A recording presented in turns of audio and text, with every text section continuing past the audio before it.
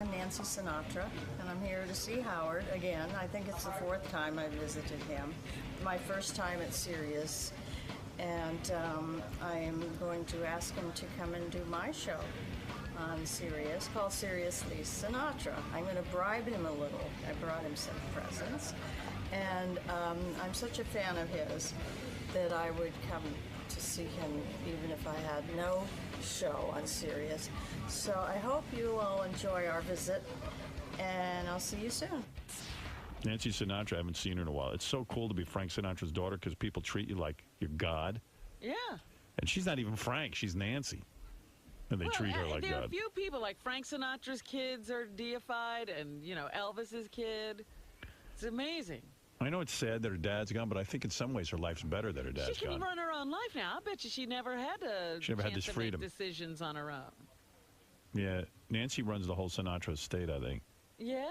What about the other two? What are they doing? The other two? Hello. Oh, look at Nancy. Remember Boots Are Made for Walking, baby? Oh, yeah. I beat off to you every single day. I don't care what anyone says. I'll say it right now. I'll say it to your face. Listen, I had a dream about you this morning. Really? You did? I really had a dream about him. Was I beating off? No, but you were so sweet. It was really a sweet dream. Let me tell you something. I could be very loving. A woman hasn't experienced anything until I tell people that all the time. Everybody says, how can you stand him? He's terrible. And I say, no, he's a sweetheart. First of all, I'm creative. I whisper in your ear like dirty shit that drive you crazy. Oh, yeah? Oh, yeah. What are you doing later? Oh, let me tell you something. You wouldn't be able to walk when I got done with you. But you know what? I was hoping to meet Beth. I've heard so much about her. She's a doll. That's what I heard. It wasn't for her. Now, don't wear a diaper and run there and to go over and try to kill her or anything. No. You know no, I saying. won't fight over you. No. I'm so fat. How are you, by the way? I'm fine. And congratulations, there is a new Sinatra channel. Here on Sirius. Here on Sirius. Yeah, hi, Robin. You had to deal with XM. Of course, it was before Sirius was around. And as soon as Sirius was invented, you dumped XM to get over here, and I don't blame you. We ran like hell over here. You're damn right. Right. Because you know where the momentum is. They're really nice people here. And besides, you're here. And if Frank was alive, he'd be like, I don't want to be with those losers. Over at XM, they're losing momentum. Speaking of Frank, I brought you some presents. Actually, they're bribes to really convince you to come and do my show. You're going to have a show on the channel? I am. I'll come over and see you. That's one of his signature ties. Is that his tie, or is it like some tie that's a replica of his tie? No, he made these. He painted Did he wear these. this? Did he wear it himself? Yeah. No. All right, now I'm putting it in the garbage. Oh, Howard. I'm just kidding. And this is the new... the Sinatra box set. The Vegas box Artie, set. You remember you wanted a prize? Vegas, Artie. Yeah, can I have it? We'll talk about it. All right. So what's going on? Well, let me talk to you for a second. Oh, I was all saying right. to Robin, in a way, isn't your life... Listen, everybody loves their father, misses their father, especially Frank Sinatra. But in a way, isn't your life sort of better in some ways, too? Because Frank was a tough dad to have. I mean... Why do you say that? I felt really sad when Boots Are Made for Walking was a huge hit. And I remember seeing Frank finally allowed you to go on the Ed Sullivan Show with him and sing with him. And I was like, look what this poor woman's got to do to earn her father's respect. What are you talking about? What do you mean? He put me on TV when I was 19 years old. But you know what I mean? It was like fine. Like now, all of a sudden, you are worthy. No, he would go on stage and say, hi, I'm Nancy's dad. Yes, but you had to get famous first and have a hit record and all of that. Well, every kid has to earn her own way or his own way. You know that. You've got to gain the respect. But did you have to work extra hard to get your father's love? Seriously. I mean, he was a tough guy. Really? He was such a softie. He loved me from the get-go. But was he really around? I mean, he was busy traveling, doing shows. And my mom said that to me, he was a voice on the radio. Right. But you hated him for a long time because you felt bad for your mom getting dumped by Frank. I hated him? No, yes. I didn't. You were angry with him. I never hated him. But he did leave your mother. I missed him a lot. Because he was away. Did he visit you at all when you were little? Oh, sure. Very rarely. I mean, but was it a regular? A was lot. It like Where are you getting all this? You were very abandoned. Was it like an every weekend thing? You didn't get to go see him on that kind of a basis. Well, he would, whenever he was in town, he would come over. Right. When he was in town. And he would take us with him on trips. It was great. Robin, he was out banging Ava Gardner. You think he's stopping to see the kids? He didn't have you around Ava. Yes, he did. Did you loved meet Ava? Ava. You did? Was she the sexiest We spent thing? a lot of time with Ava. She was a great lady. Sexy. Very sexy, crazy. Did you ever see her fun. naked? Would you see her naked? Would you no, in a bathing suit. Was it awkward for you, though, to see your dad with all these women? Oh, I saw her in her underwear. You did? Actually, that's the first time I met her. She was sitting at her dressing table. No boob? I mean, no bra? A bra. Oh, bra and panties. Yeah. Back then, they wore and- the giant panties, though. You And couldn't really those see the- whirlpool bras, those real pointy bras that you Yes. can't find anymore, Robin. Right. Did you I ever love see? those. Let me ask you that. Did you? And I'm not being disrespectful. Did you ever see your father's genitals? Once. Once. Were they big? Yeah. They were. Yeah. How old were you when you saw them? About 8 or 9 years old. That's why they look big. So I you'd didn't. have I had saw them nothing as an to adult. compare it with. You're like, now, why did you see your dad's genitals? I mean, those are Frank Sinatra's genitals. I was in his bedroom in Palm Springs watching something, I don't remember, and he was walking from the shower to the closet. Wow, and you're like, wow, there's Frank Sinatra's balls. No, I mean, can you believe it? Did it scare the hell out of you? my parents walked around like that. They were nudists? Did it Sorta. scare the hell out of you when you saw your dad's penis? No, It was not traumatizing at all. no. And Did you? Oh, it traumatized the hell out of me. It was like, wow, why is mine so small? My father's big, and I have nothing. What about your mom? Was she? My mom has a big penis. Oh, No, no. I saw my mom naked. It was scary. She had full bush. They didn't shave back then. My mother to this day goes, I don't know why these women shave their bush. It's disgusting. You got mad at me for doing Playboy without shaving. Your father was mad at you. remember that? Your father was mad at you for doing Playboy. He was not. Yes, he was. Didn't he offer to pay you not to do it? No, Tell he the told truth. me to double the money or not do it. Isn't it true that some guy had the nerve to walk up to Frank Sinatra and say, quote, I saw your daughter's pussy? Did somebody say that to your dad? I never heard that. I heard that story, and he Really? was furious. He was going to kill him. Was it you? It was me. I thought he thought it was funny. You look good. I do? Yeah, I mean, I of like course your I do. hair. It's a lot- really? Thank you. You lot look good shorter too. when I saw you last time. How's your love life going? You getting it at all? I have a nice boyfriend. No Oh, kidding. good for you. Hey, I read you were dating Phil Spector right before he shot that broad. Was Or she? allegedly shot the broad.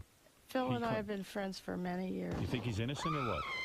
I don't know. You don't know what happened. Have you talked to him since? A couple of times right afterwards, but now he doesn't really speak to me, so Why is that? Because he's probably depressed. I don't know. Because basically, really, I think it's because I told him what my mom said. What'd she say? She said, it could have been you.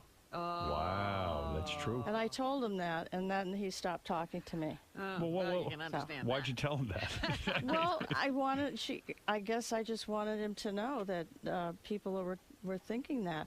Some people were worried that it was me. Right. I didn't know you were dating him. Well, we didn't really date. I mean, we He went gave it out. to you We a went couple to of the times? Lakers game. No, No baloney? no baloney.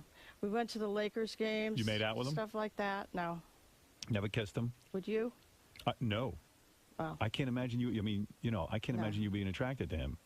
we were really good friends from a long time ago. But you mean he'd hang out with you all the time and you wouldn't try to put a move on Not you? all the time. No, just rarely. And he wouldn't put the Occasionally. moves on you? No. I'm shocked. For real? Real. Wow. Highly intelligent, by the way. Great person to talk to. So Very you have smart. like tons of money now? I mean, when Dad died, and by the way, your brother came by here the other day Well, Yeah. and he it was stormed less out. than a year ago. He never He even made it didn't in. want to be searched, patted down. What does he Why? have on him? Nobody. I wanted to be searched, and nobody offered. We didn't want to search him. We weren't going to search him. Talking about. That's what he said. He didn't It was something with the release, but I don't think we were going to search him. It was something No. with the release. No, it was something with the release. He didn't want to sign a release. It was wild. I wanted to meet the dude. He read it. Ronnie reminded me. Yeah. He read the release, and then he took his CD and he threw it at the wall. Right, that's what it was. He saw in the release that we had the right to search him, but we didn't search him. there's a lot of wacky shit in the release. What, does he carry or something? I mean, what's going on with him? Maybe. Who No, knows? you know what? He was going through a rough time. He had cancer. He prostate did? cancer. Oh, I didn't know that. And it was right at the time you were seeing him. And I think he was just You're kidding, because we wanted him strung on. out. He wanted to do it. He played Stinkfinger on your TV Yeah, series. he's a good dude. Yeah. And he's got to be kind of relieved in a way, too, with his life. Your dad was tough on him. He used to make fun of him at the concerts. There was True. Howard, Yeah. there was one story I read in a Sinatra book, and Nancy will probably say this isn't true either, but I'll tell the story anyway. Go ahead. What's Apparently, Sinatra book? Wait a minute. There was a Sinatra book. It was about that yay thick. I can't give you the author, but it was really huge. Yeah, fat. what, Came out did maybe she have about 5 years ago. two of the same letters in her name? Was it Kitty Kelly is what she's saying? No, it wasn't Okay. Kitty Kelly. All right, I don't tell say us that. what you heard. The story that I heard was one night Frank was feeling very benevolent, and he told Frank Jr., you know this song, why don't you sing it? And then Frank sang it, and Frank Jr. sang it, and he supposedly did a terrific job.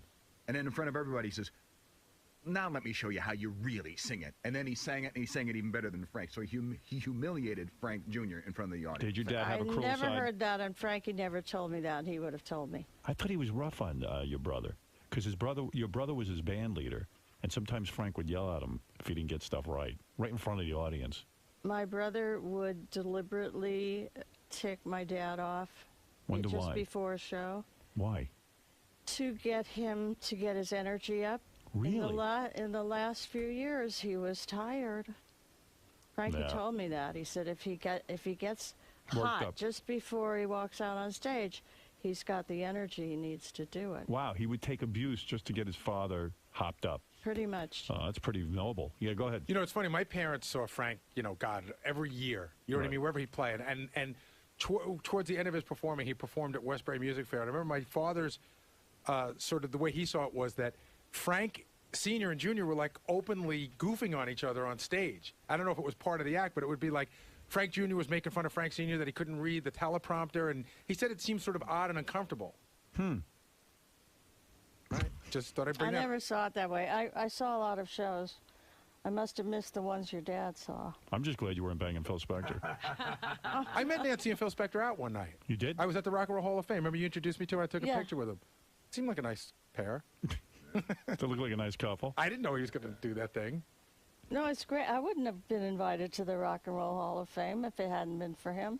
He tried to get me into that, to get my name in there, and when he did it, because I've had 22 chart records. When he put me up for it, he came back with the news. He said, it'll never happen. Wow. Forget it. So what goes on now? I mean, you got more money than God now, Yeah, right? I mean, when the will was read, Yeah. how was everybody taken care of? Did that ex-wife get all we the talked money? about this last time. Yeah. You get a trust fund, or you just got the money outright? Well, no, we have to work the business. We run the farm, You run the name, the whole thing. the family farm, and the work that we do will pay off or it won't, depending on how successful it is. So do you own the rights to all the Sinatra's music and all of that A stuff? lot of it. You do? Not all of it, not yet. Gee, it must be great. Yeah, must be that's why great. the show's going to be so good because. Yeah, what are you we doing have- on the channel? I What have are- the keys to the vault. So you're going to play everything, all the Sinatra Yeah. rarities and all that Yeah. stuff. Look at you. Now, do you still Businesswoman. talk to Barbara? You No. see her? No. Yeah, your ex-stepmommy, huh? You No. hate her guts. Never. How much dough did she get? A The mother lot. load? She got She the got it. money. She got more than the kids? Oh yeah. What? Of course. What? Yep. What?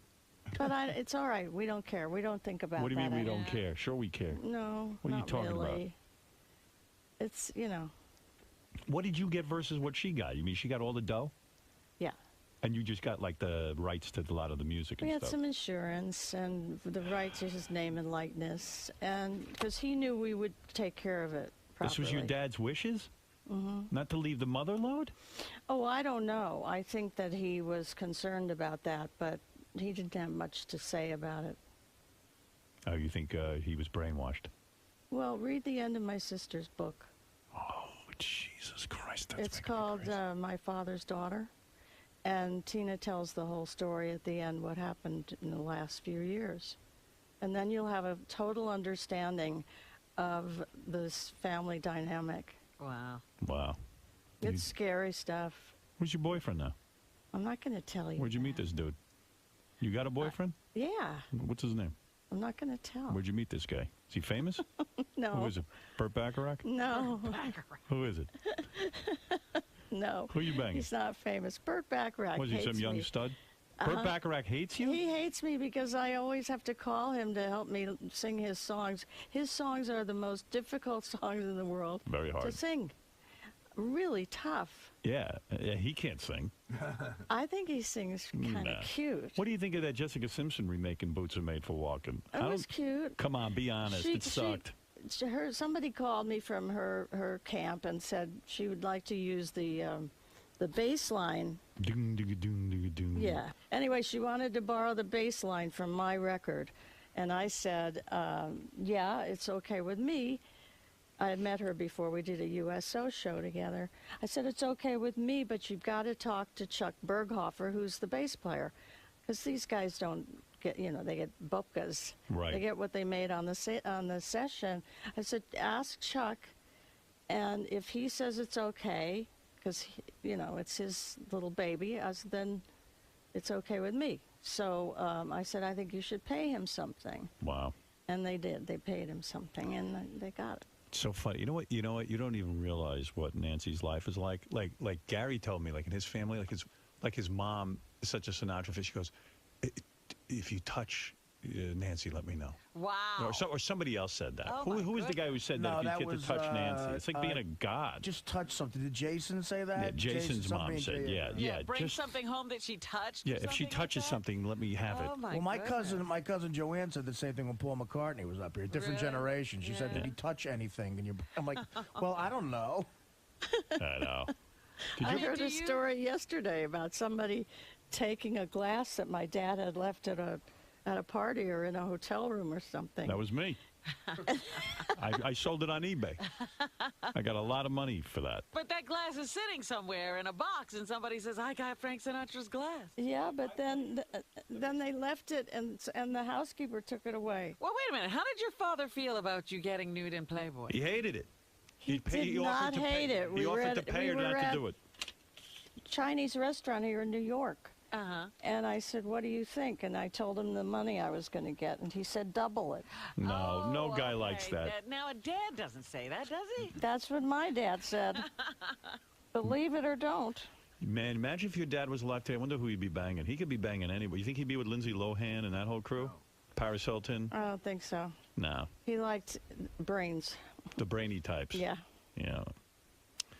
Yeah. He So had I them met a all. lady last night at the Jersey Boys show. She walked up to me. She said, one of these left-handed compliments. She says, oh, you're so much more beautiful than you ever were on television. It's like when they say, oh, I thought you were taller.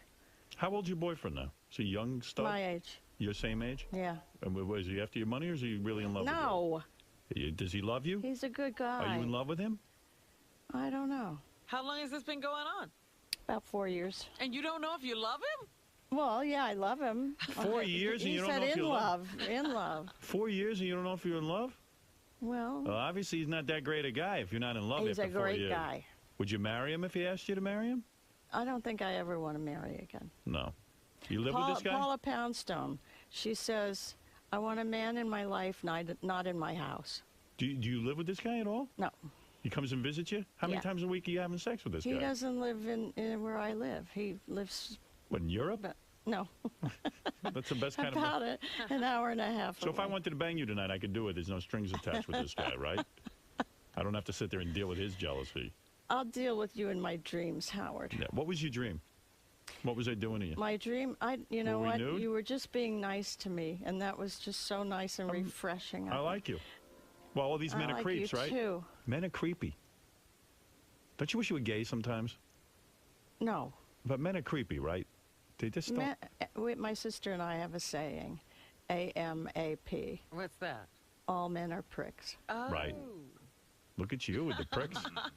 Well, you could change it. You could say all men are pigs, but on this radio we could say the word, right? Yeah. That's right. You got people who work for you? I mean, do you have, like, help, service people in your home?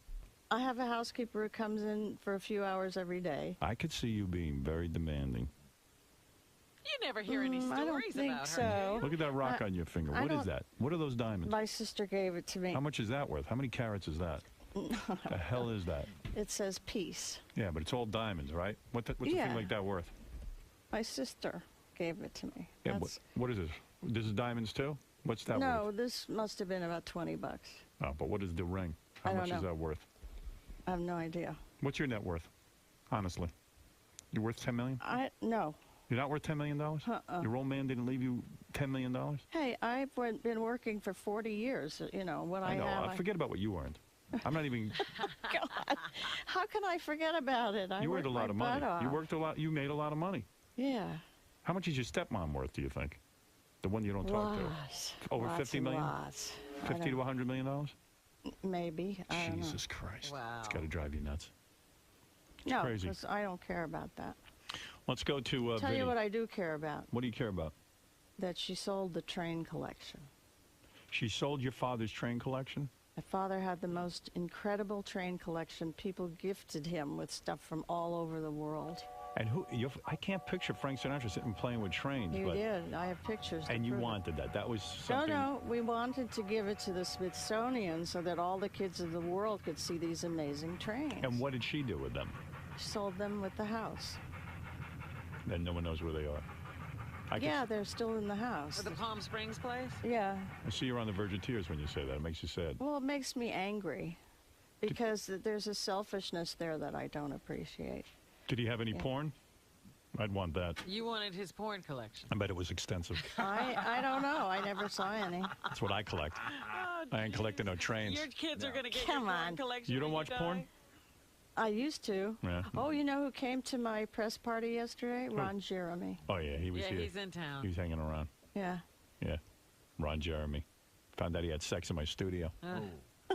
That's not good. That's not good. Hey, do you know how much you got for the trains separately? You know how much it was worth? It added $200,000 to the price. Oh, really? Price of the house. Vinny, what are you doing? I was going to say, Hey, Howard, how are you? Hey. Hi, Nancy. Hi. I'm a huge fan. We spoke a while ago. We have a mutual friend in Tom DiLorenzo.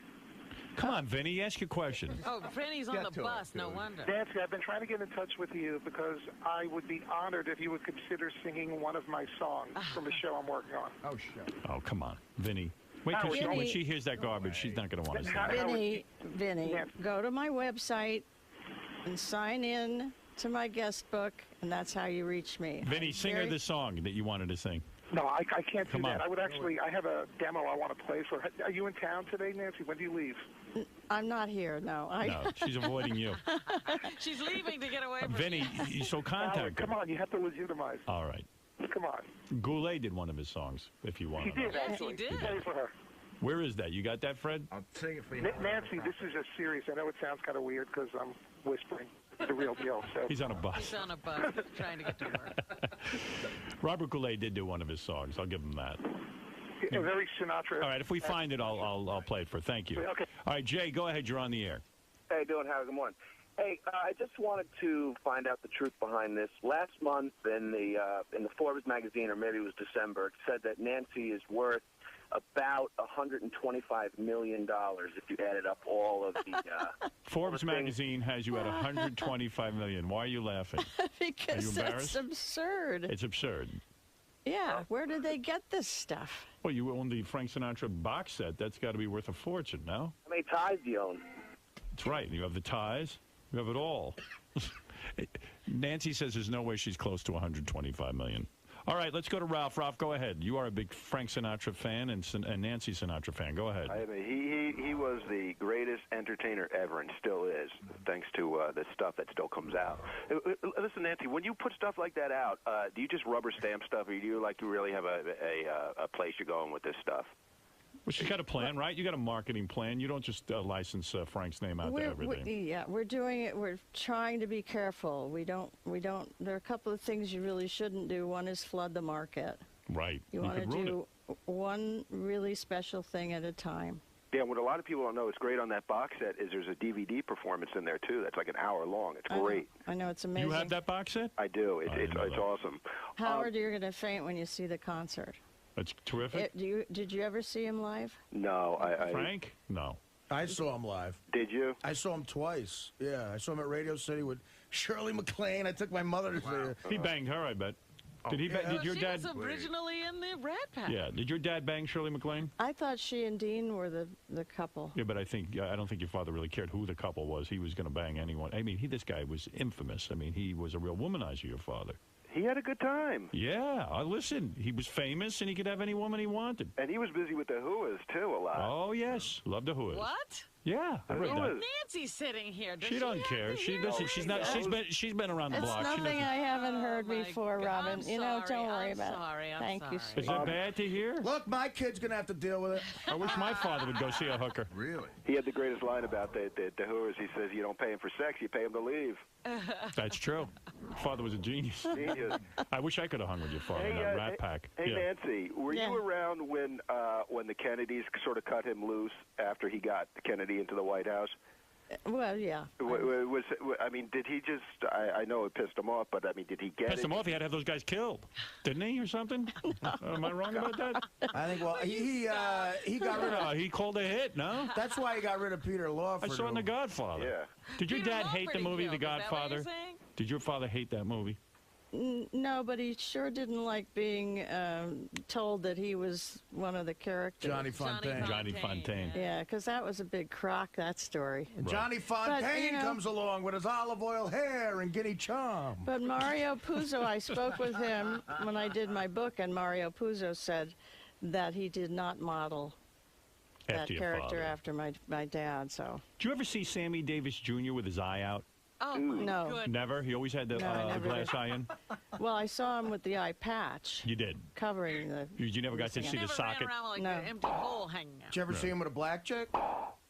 Sure, his wife was Yeah. black the last one. No, Alta she Vise. Altavis? Alta Vise. Oh, she Alta was? Vise. I'm sorry. What's wrong with you? You know, a lot of people don't know Sinatra got Sammy into the clubs and stuff. People were very racist back then. You couldn't. Yes, we do know that. We know that. Real, I said a Ralph, lot of people, though. People were racist in the 40s. Frank Sinatra was a good.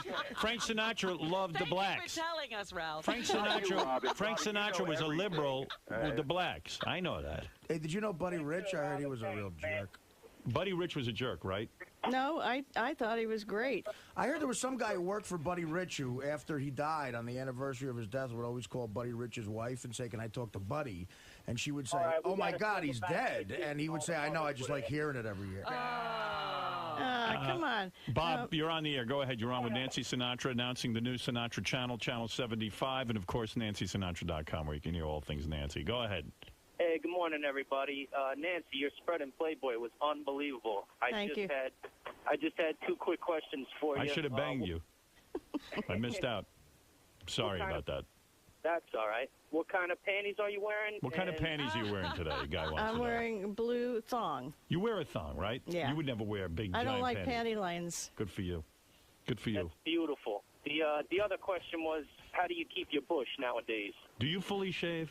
I would say No, a little bit now. Thanks to you. You're the one who told me to shave. take it all off, baby. You don't need it.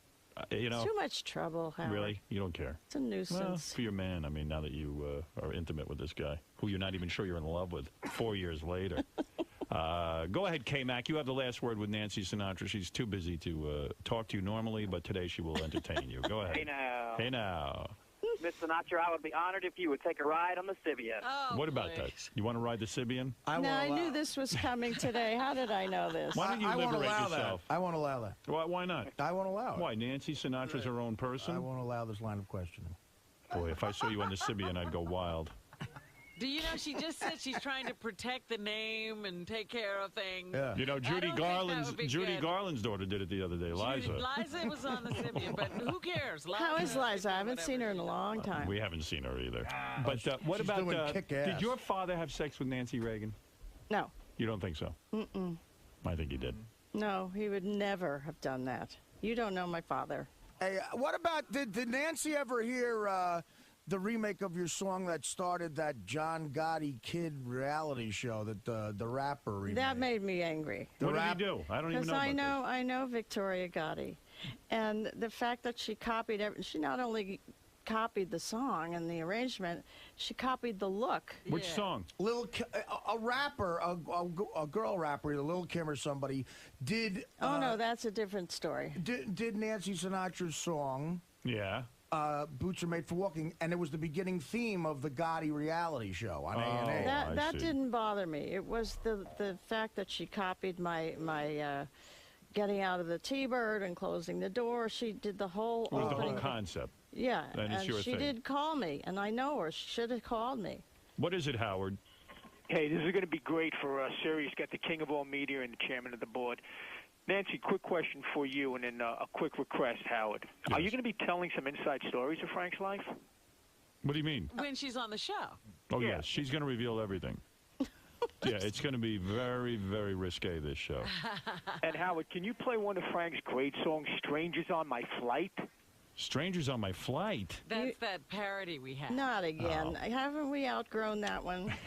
I don't even remember that one. That was when it was After a 9/11. That was Billy what? Yeah, Strangers on My Flight. Well, listen, you are a lovely woman. You know that. Howard, I adore you. You're Well, the same only here. person in the world I would get up at this hour for because I'm still on California time. Well, let me tell you something. I'm honored that you're here. I'm honored that you've brought over the whole Sinatra legend And the to live. Will you Sirius. do my show sometime? I will do your show sometime. I will stop by. You can give me your top 10 faves of Frank. I want that, and I'm going to bring the Sibian with me, and on your show, you will ride. Ride, baby, ride. You will do it. And it will be great. And in fact, on the Sinatra channel, there will be many revelations, I understand. Yes. That's right. Can I say my favorite Frank Sinatra moment of all time? Go ahead, Artie. He was getting interviewed on like 60 Minutes or something, and the guy said to him, it might have been Mike Wallace said to him, how do you feel about, Charles Manson saying that if he ever gets out of prison, he's going to kill celebrities like Elizabeth Taylor and you, and Sinatra goes, let him out. Let him out. Oh, that's great. Let him out. Let him out. That's great. Now, that's a good story. And that ended that whole conversation. I feel you should be one of the hosts on Sinatra 75. I live in Hoboken, Nancy. Who? Where? I do. Artie, over here. I live in Hi, Hoboken. Artie. How you doing? He was just talking about how he has to bend down and touch the star and cross himself every time he goes by. Where your father's old house is a star with his name. Yeah, I know. They And tore the house down. They though, tore didn't the house down. It's just an empty lot, actually. But you gotta bless yourself by the star. There's a bunch of old Italian guys who sit by the star, and if you walk by and you don't cross yourself in front of Frank's star, they're like, They right? yell at They you. get mad. yell They at you. get mad. Oh, listen, AJ and I did The Sopranos. We did an episode. Oh, this new one? Oh, Yeah. Oh, Next wow. season? What happens? It's episode number 6. Oh, I can't My wait. daughter, AJ, and me. Oh, I that's can't And wait. also, my other daughter, Amanda, told me to send you her love. I hear your She daughters are hot. adores you. You met Amanda. She did your show one time. I should have had sex with her. I blew it. Should have had sex with you and your daughters all at the same time. I would have been a legend and an honor. Every single bar in Hoboken, too, and I know because I've been to every single bar in Hoboken, has a picture of Frank above the bar. I mean, every one of them. Right. And the restaurants, too. Yeah, absolutely. I'm thinking about you, the white go-go boots. If you and I were lovers, I'd make you put on the white go-go boots. I'll That be was honest a with long you. time ago, So what? You don't have Get any 'em- white go-go boots now? Honey, No, I'll buy they've you all a been pair. auctioned off for Baby, charities. I'll buy you a pair. Okay. You'll be in the white go-go boots, and believe me, you Okay. will not believe the positions you would be in. Okay. And then I would say, that's a good day. And I'm thrilled you're here now. Thank you, sweetheart. Believe me, they were treating you horribly at XM, and now you have Well, a they real didn't home. show a lot of respect for the No. music legacy, you know. No, It's not fair. They don't care about their listeners and the music. You know that. You see how they behave over there. Well, I'm not going to put them down. I mean, they were the only game in town for a long time. You know, it's a privilege to get $13 a month from your fans, and for them to abuse the Sinatra legacy is just unforgivable. It ain't going to happen here. It's going to be great. No, you'll see how good it's going to be. I'm excited about it. Now, People you'll here- be doing the show from Los Angeles. Well, no, but Will you be different doing it places, live? probably, yeah. You'll be We'll live. do some live because we want to get some callers. Right. All right, listen. I bet no one else in this room remembers where they were when Frank died. Where were you? I do. I was in Atlanta doing stand-up comedy. I was in my hotel late at night. I got back. My sister called me. She was on the street in Hoboken crying. Aww. And she told me that he died. And she said everybody slowly came out of their businesses and homes in Hoboken, stopped traffic, and they were blaring his music all over the place. They were up till 6 a.m. Nobody went to work the next day. And I got the first flight out because I wanted to be a part of it. But I said, I'm in Atlanta when Sinatra dies. This is great. You know where I was? I do remember. I was in bed with Fred. But I don't want to talk about it. All right, listen.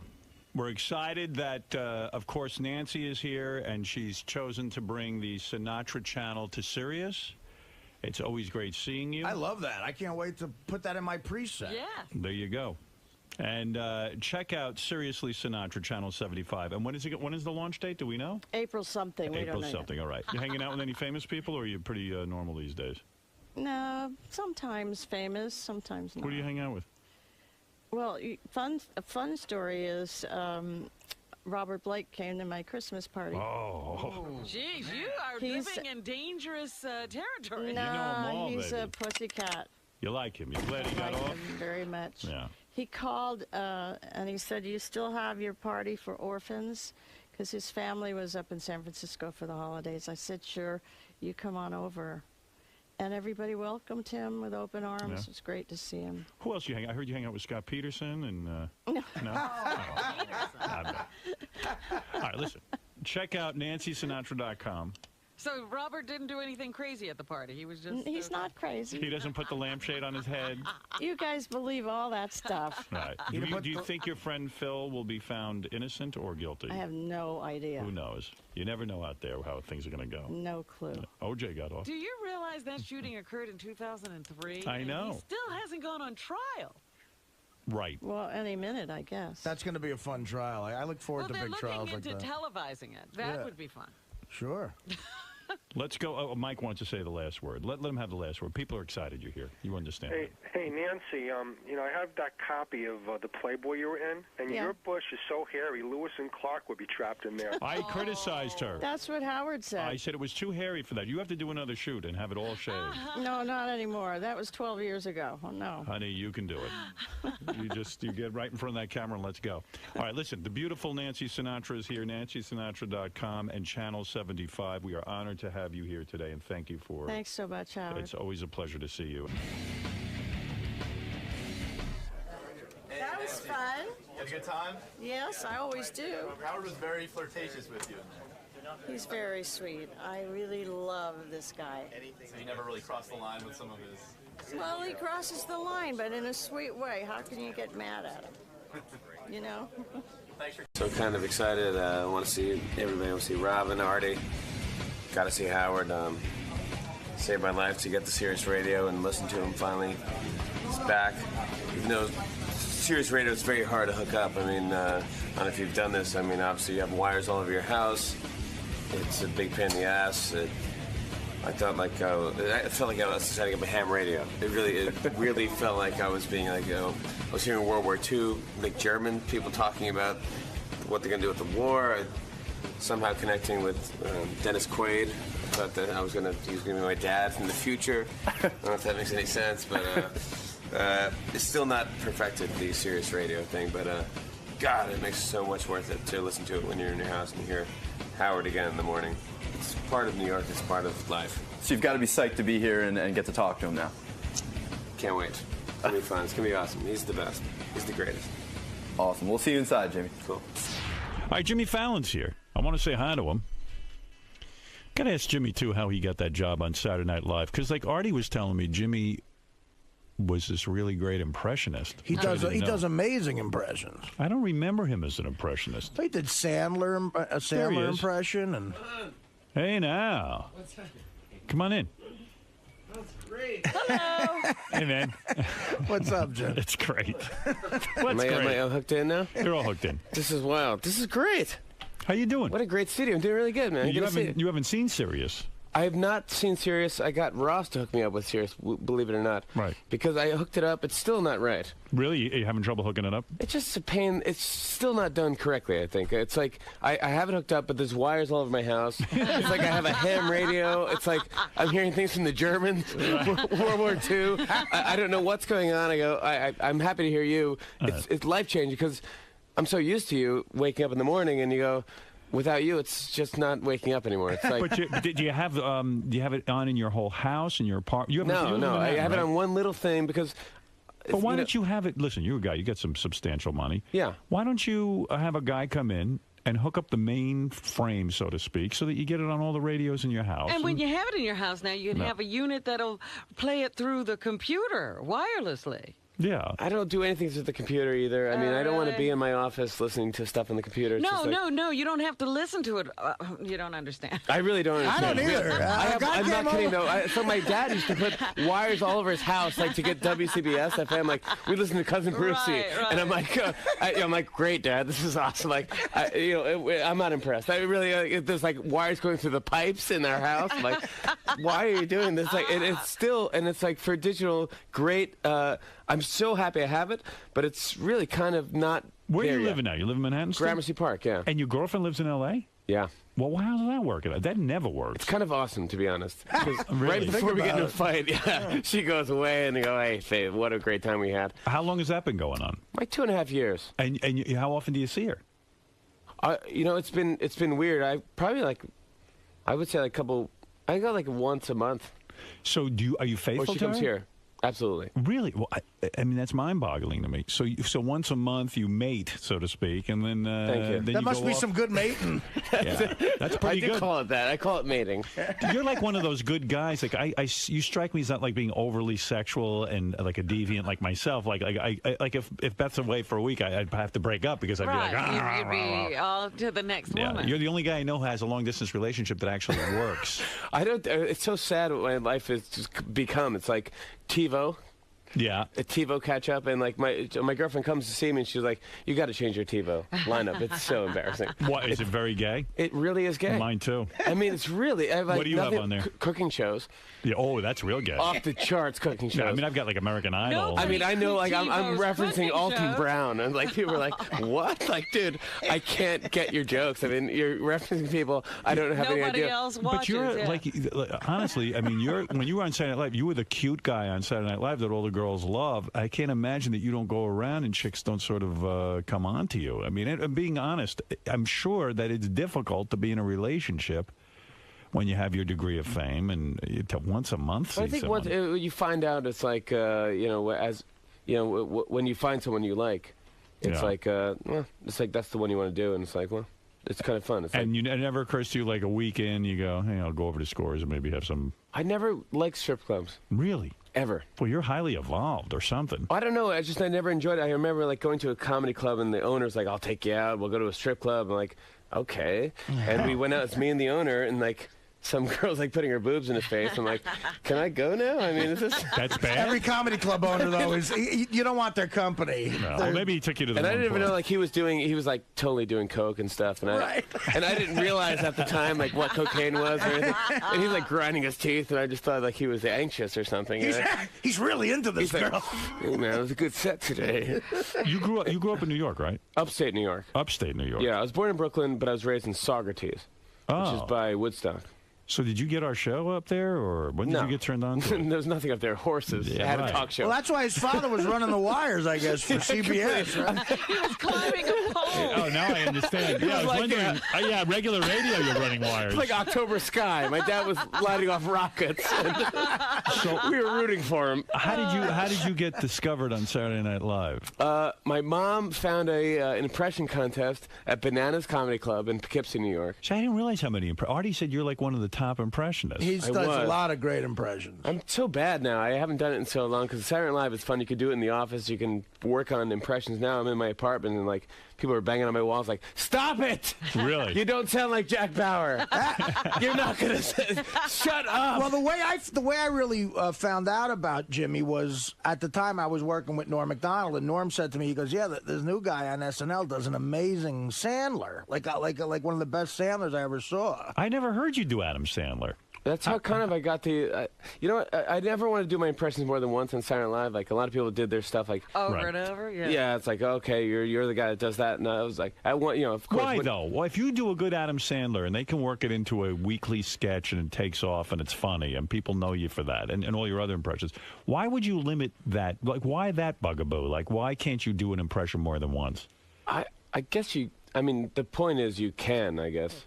Yeah, I mean, why did you? But at the time, I didn't want to. You know, I thought I was smarter than I was. Over and over and over. You don't want to become Rich Little. I know what he's talking about. But on Saturday Night Live, it's great to have a couple of franchise characters that people love. I mean, when, but not an impression, though. If a character's a different thing, an impression is. What's his name? Did Jim Brewer? Did Joe Pesci? He was great. Right. I loved it. Yeah, and I don't care if he did it 5,000 times. I like it. Yeah. People love to see it. It's almost like. No, I never wanted to be the guy that does the thing. Like, it's so weird. My Saturday Night Live thing was like, I was an impression guy because I always loved the show and I wanted to do the show so bad. And I did it, and I'm so happy I did it. And when I first came out, I was the impression guy. Oh my God, this guy does all these impressions. It's great. And then I was like I wanted to do characters. So I did like some computer thing. I did something else. They go, oh, he's the guy that does the computer thing. And then I did Weekend Update, and I go, oh, he's the Weekend Update guy. Right. And then now I'm the guy that laughs at himself. And it's like, yeah, I think it's a full evolution of. You're the guy who laughs at himself? That's like a lot of people say I'm like the new Harvey Korman. Do you mind if I sit on this? No, sit on it all you want. But my posture is bad. But it's weird to me that that I don't know this about you, that you were this impression guy. I thought you were the anchor guy. See, I thought of you as the anchor guy.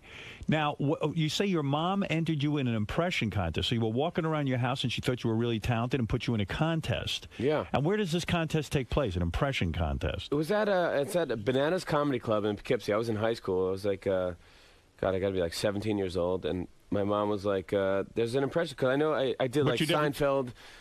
You know, I did basically the gamut of any generic impressionist would do, like Bill Cosby. Was your Seinfeld I didn't do Jack Nicholson, I got to say, thank God. Can I ask, I would like to hear your Seinfeld. Okay. I do Jerry, but, I mean, it's horrible. I'll be like, God. I mean, my impression really, I haven't done it so long, it was bad, but it's like okay, people, I mean, oh my God. Let me think about it. What would Jerry say? Yeah, that's not good, come on. They can't do Howard come on Sirius Radio. That's crazy. Come on. It's early in the morning, too. That's early. It's early. Rob, I had no practice at all. You got it down. That sounds like Jerry. But that is... I tried you. I've done you before. At one time, it was one of my first big impressions that made a reaction on SNL. I did you. I walked out, and I didn't even say anything, and people clapped. But I don't... It's hard to do me, right? I keep coming off as Alan Alda when I do you. Let me hear you.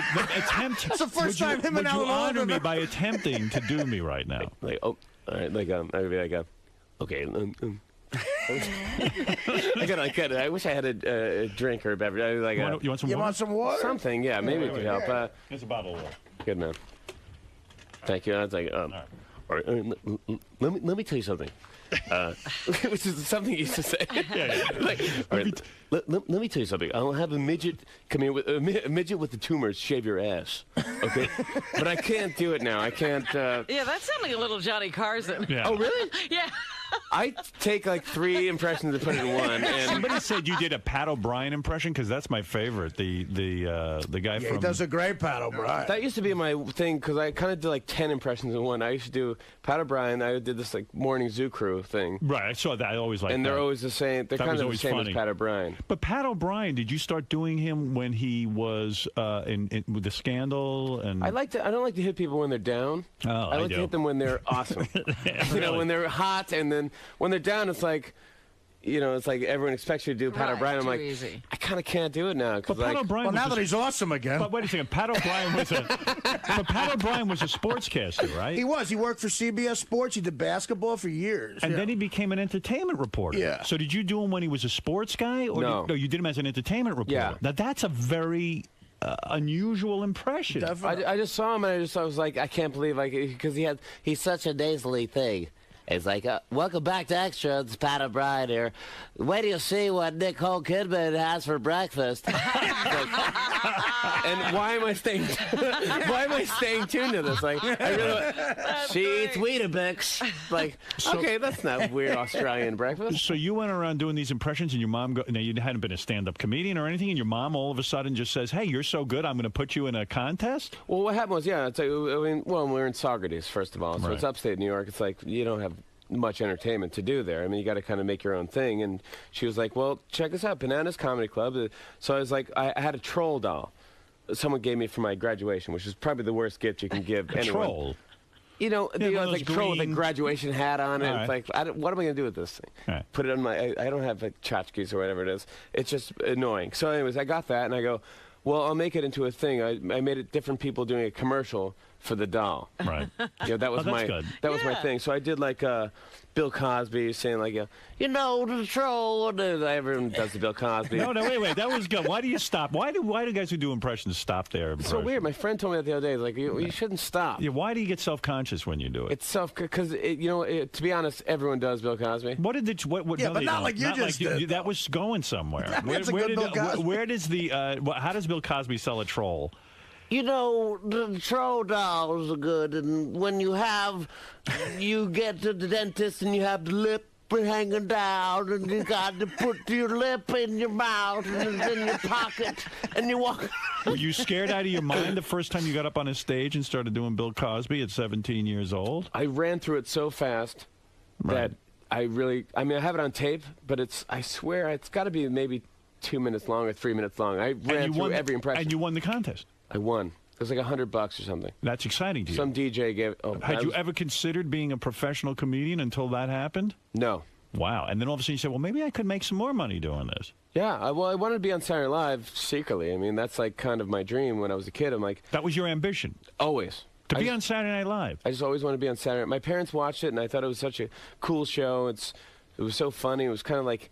It just felt cool to me. Like, oh, man, like these guys are. What were the years you'd watch him? Were you, I don't know. Eddie Murphy years. Murphy years. Was big. And then, of course, the Dana Carvey, Mike Myers, those years were like Phil Hartman years. Like, it was in like the late 80s, 90s. So you never even saw the Belushi, the original cast? I did. Oh, you did? Yeah, I see it with my parents, but I was born in '74, so I think that's when the show's. I'm the same age as the show. Right. So when I turn 33 in September, the show does. I see. So I know that's how I. But I used to watch it on like repeats, and my parents would. They used to do something on Saturday nights where it was like a repeat. But I used to do. Me and my sister would do the Czech Brothers. We'd dress up my parents' outfit, and like we have to go to the Statue of Liberty to get birth control devices. Someone told me though that now, even in your life, when on Halloween you dress up as Artie.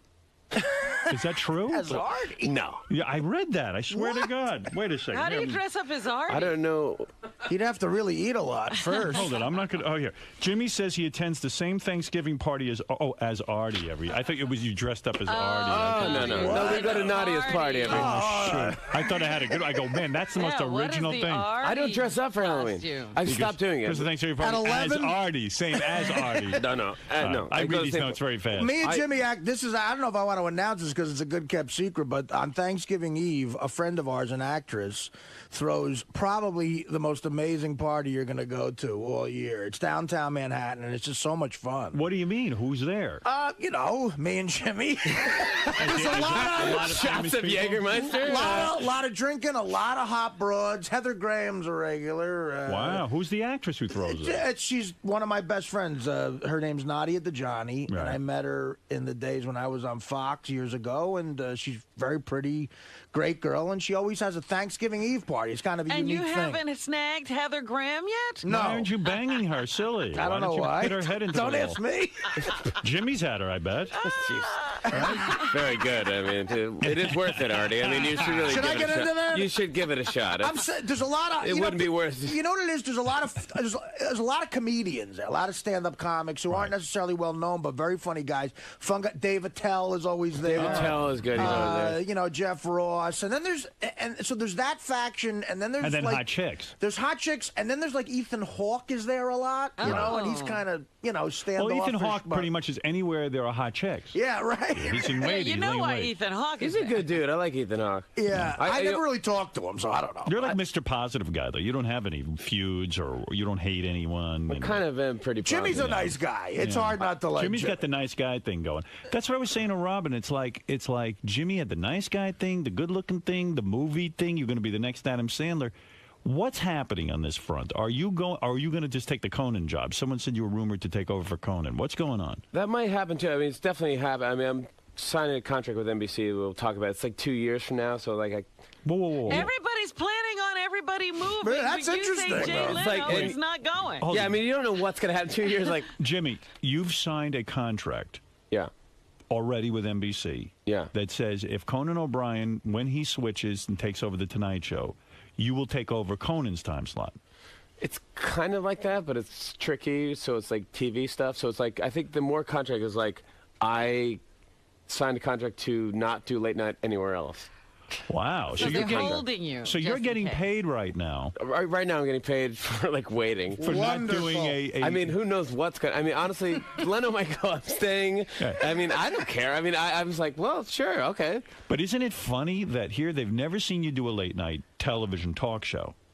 And yet they are paying you. They're so, they got to have They need the next person, They need the next person. Did they ever give you a tryout? Did you ever have to rehearse? Did you ever go to Conan's show on the set and pretend to be Conan O'Brien or something I like never that? No, I substituted for Letterman once. I see. It's very hard. But it must have gone well because... It went okay, but like, they give you the pre-interview thing, right? Mm-hmm. And I had this girl...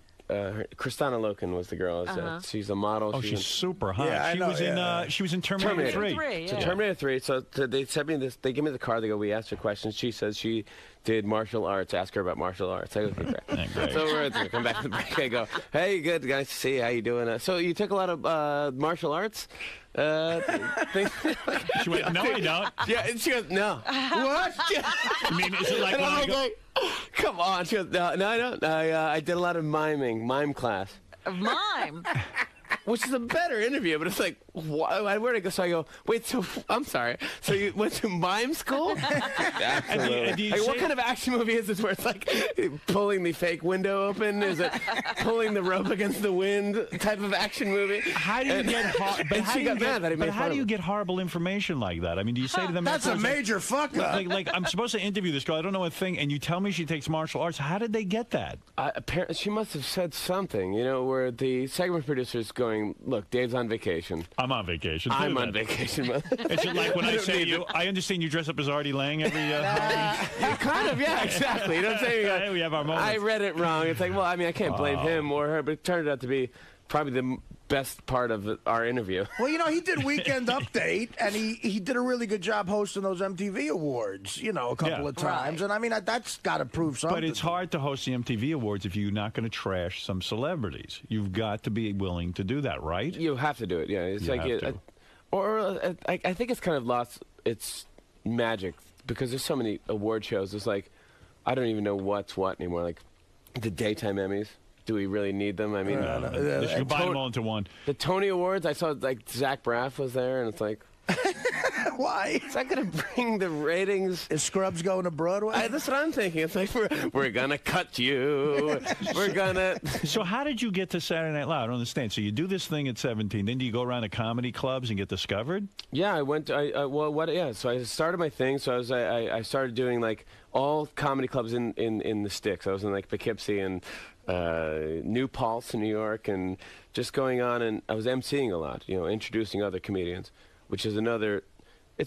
you have to do it when you're a comedian. You have to introduce. That's part of the gig. It's the worst thing ever. And I've done Bananas in Poughkeepsie. That is a horrible. That's the most depressing structure on the planet. Explain to a non-professional. Why is it a terrible thing? You're going to understand this completely, I think, and maybe Jimmy has a different point of view of it. Because when you want to be a stand-up comic, you're so self-centered in a lot of ways. When you're the MC, you got to pay attention to other people. You know what I mean? And you got to say nice things about them. And you got to learn about them. And sometimes they give you. It's very difficult to do that. They make you introduce them too. Like they give you a thing like, just to let everyone know I opened for Frank Sinatra. Right. And God forbid you fuck that up. And it's like, you're meeting this guy for the first time. Give it crabs at ventriloquist. It's a terrible thing. It just is. It's Give it up for Larry and Bill. It's like, hey, everybody. It's like, so like everyone else, you go out on the road and you start to develop an act and you get 10 good minutes and blah, blah, blah, blah, blah. I had 10 good minutes tops, and but I had a 40-minute act. And and I went and... and who sees this act so that you get... My friend Peter Islin, who worked at Metroland in Albany, New York. Right. I was going to school in Albany, and I did comedy at my college, and I gave him my tape and my headshot. He was leaving to L.A. to be a music manager, and I go, take care, good luck, and here's my headshot and resume. If you see anyone, let me know. That'd be awesome. And he showed it to somebody, and they go, dude, this guy's great. Oh. Let's bring him out for pilot season. And this girl, Randy Siegel, who was my manager at the time, things change. And why did you fire her? You know what? It's she wanted to do other things.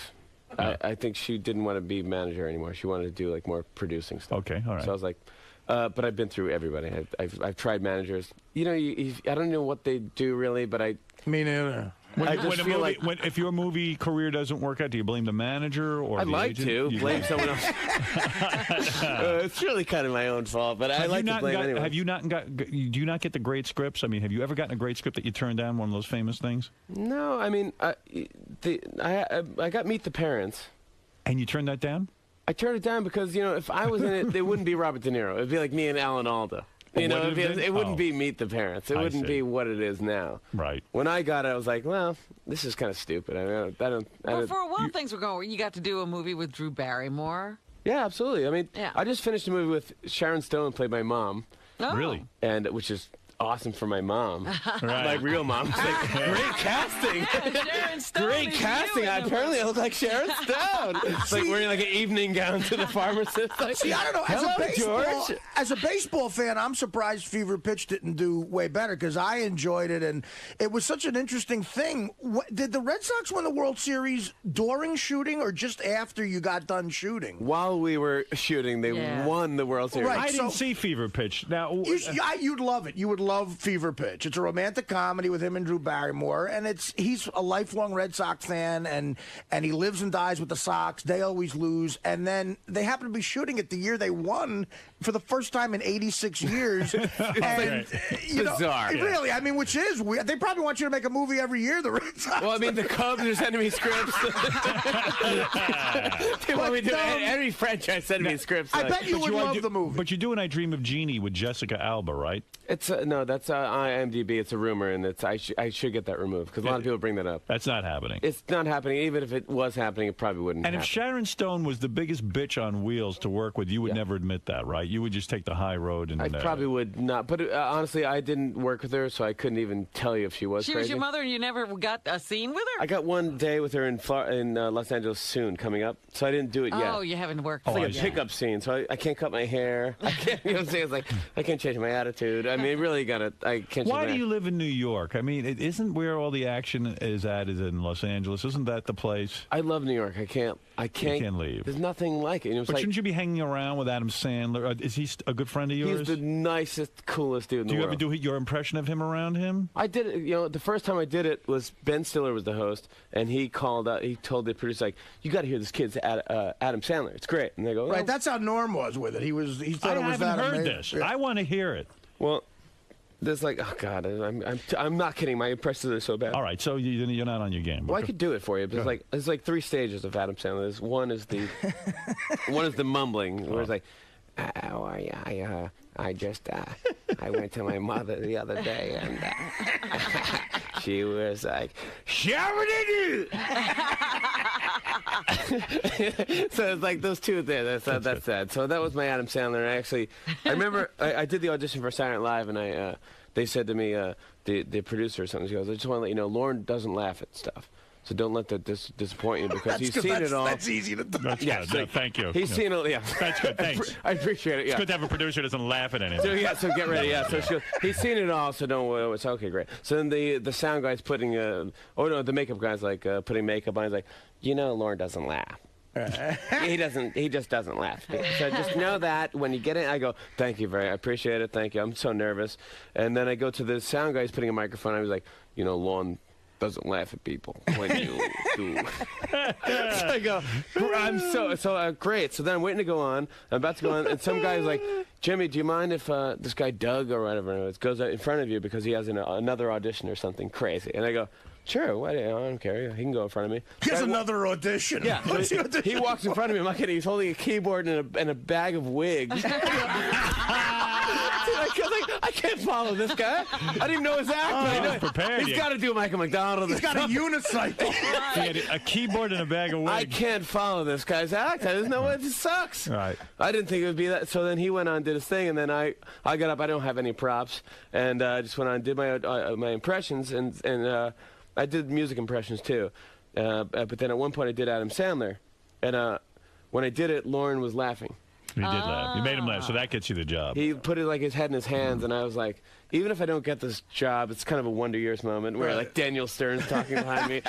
Like, I'll never forget the time I auditioned for Saturday Night Live. But this was your boyhood dream, so I mean, this audition must have been everything. Did you lay awake the night before that you had to audition? Or I did. Yeah, I mean, you probably felt, oh my God, I'm not going to be any good because I'll I'm tired. Forget, and I went to the, that Stardust Diner, which is the one on.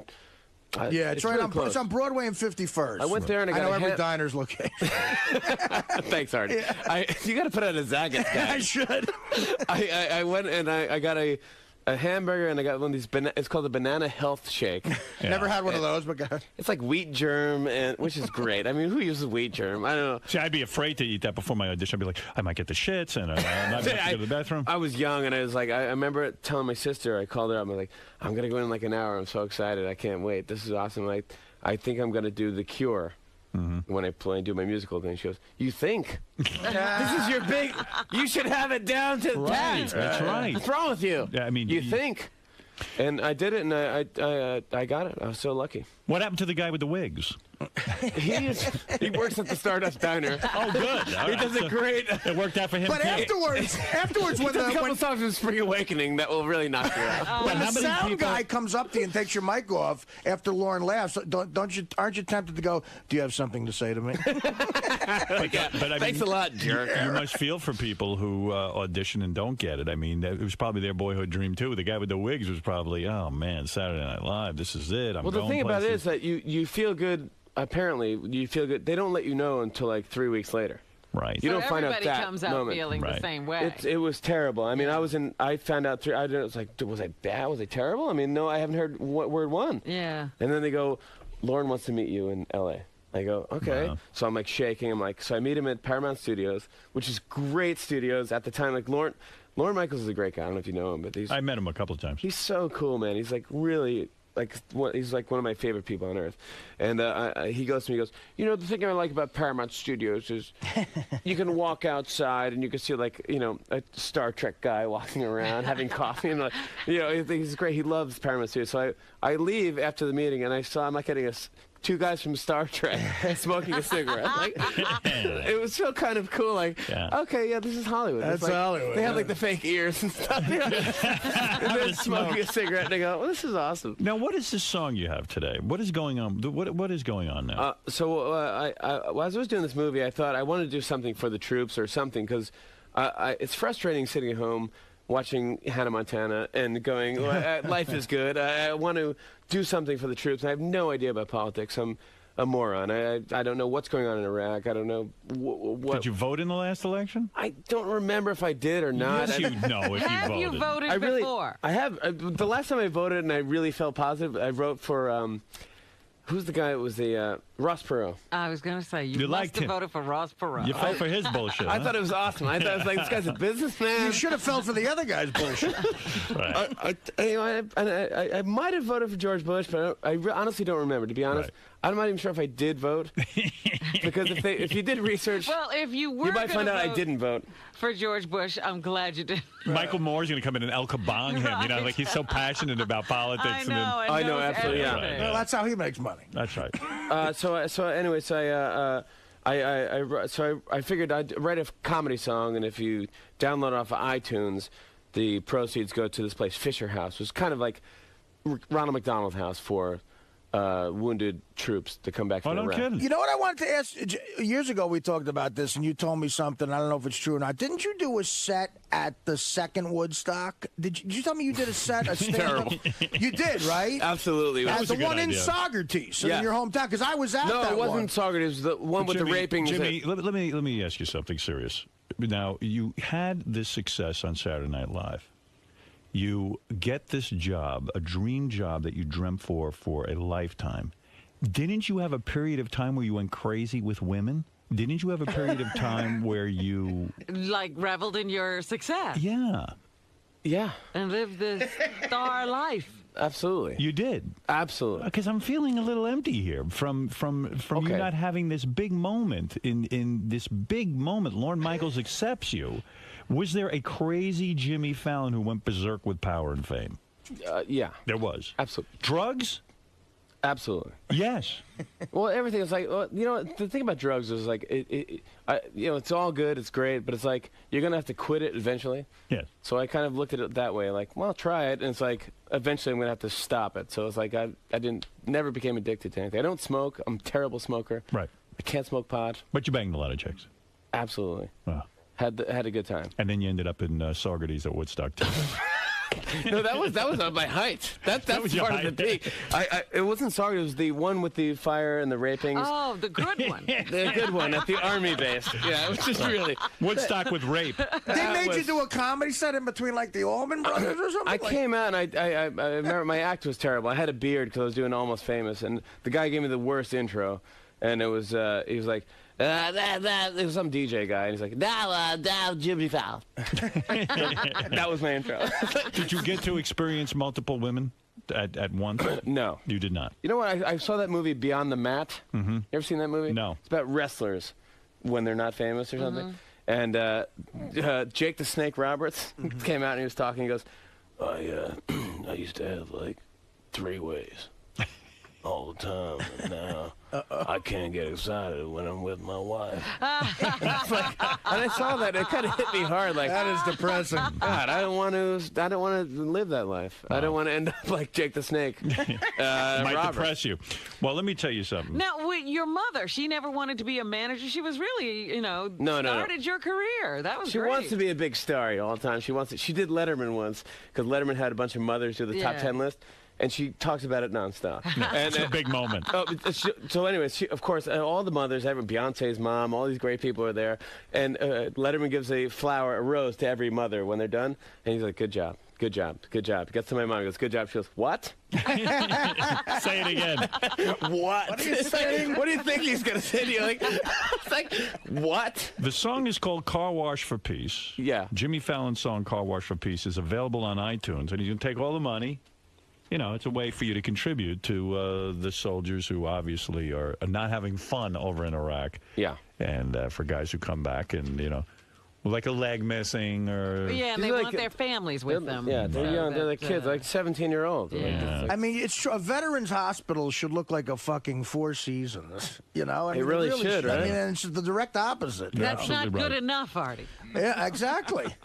Well, Jimmy, it's always great seeing you, my man. Great to see you, as always. Well, don't make it such a long time between I'm so visits. sorry. I'm so happy, and I've got to be honest, my life is so much better that I have the Sirius radio all over my house. Excellent. You're That's good. awesome. I miss Thanks. you guys. Artie, Robin, you're awesome. Oh, thank you. Thanks, and Jimmy. Fred, remember, didn't you change your name at one point? Yes. I like both your personalities. I miss them both. And Do you like him as Fred or Eric? Do you like the name Eric? That's right. No, I like Fred all the way. See, there you go. Fred. Yeah, Fred is much better than Eric. I'll stay with the original But I choice. do. I miss you. I love you guys. And thank you the for weird having me thing on. was that when he changed his name to Eric, he didn't tell anyone. So we found out. So it was hard to actually even try to accept his new name.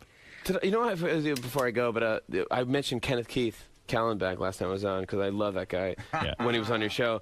But he sent me he has a sketch show. Or something. No. It is hard. I mean, it's hardcore. It's hard to swallow. I mean, really, he's doing like Don Knotts impressions. Right, It's like, I couldn't make it through. Like, I go, well, it's okay. I mean, I do like it. I just blow smoke out of your eyes. Smoke out of your eyes. That was what was good. That's tough to follow. It's you can't. Yeah, it's your headlining bit. I mean, yours was Woodstock too. That was his heyday. Absolutely. Well, let me tell you something. It's great having you here, and I do wish you luck with the song Thanks, "Car buddy. Wash for Peace." It's a funny song, and we're going to take a break, and we'll be back right after these words. Jimmy, what's up? You wowed them with your impersonations. God, it's not my forte anymore. It's really sad. I mean, I don't do it anymore, like I did on Saturday Night Live. I'd say you can do it around the office and stuff like that. It's fun. But it's like now I'm in my apartment and my neighbors are banging on the wall like, "You don't sound like Jack Bauer. Stop doing him." I was like, well, they put you on the spot, and you did fine though. They loved it, so. Oh, good. Well, it's the best show, best radio show in the world. It's just, I miss them. Now, as such a big fan and hearing sort of the evolution of the show, what did you notice? Being in there now that you're he's uncensored and. Nothing's different. It's the same thing. It's great. It's just like, it's not like anything was different. They didn't say like, fuck more or anything like that. It's just like, it's exactly the same. Maybe some of the porn clips that they played in your ear were a little bit more graphic, maybe. Yeah, I don't know. I just miss the show. I just love the show. It's kind of exactly the same show. Cool. I just think of the fact that they are allowed to say fuck if they want to. It's like, I don't think they care about it. Whereas fans don't care about it either. I do think Sirius has to fix this problem of it's just too ridiculous. I do have wires everywhere in my head.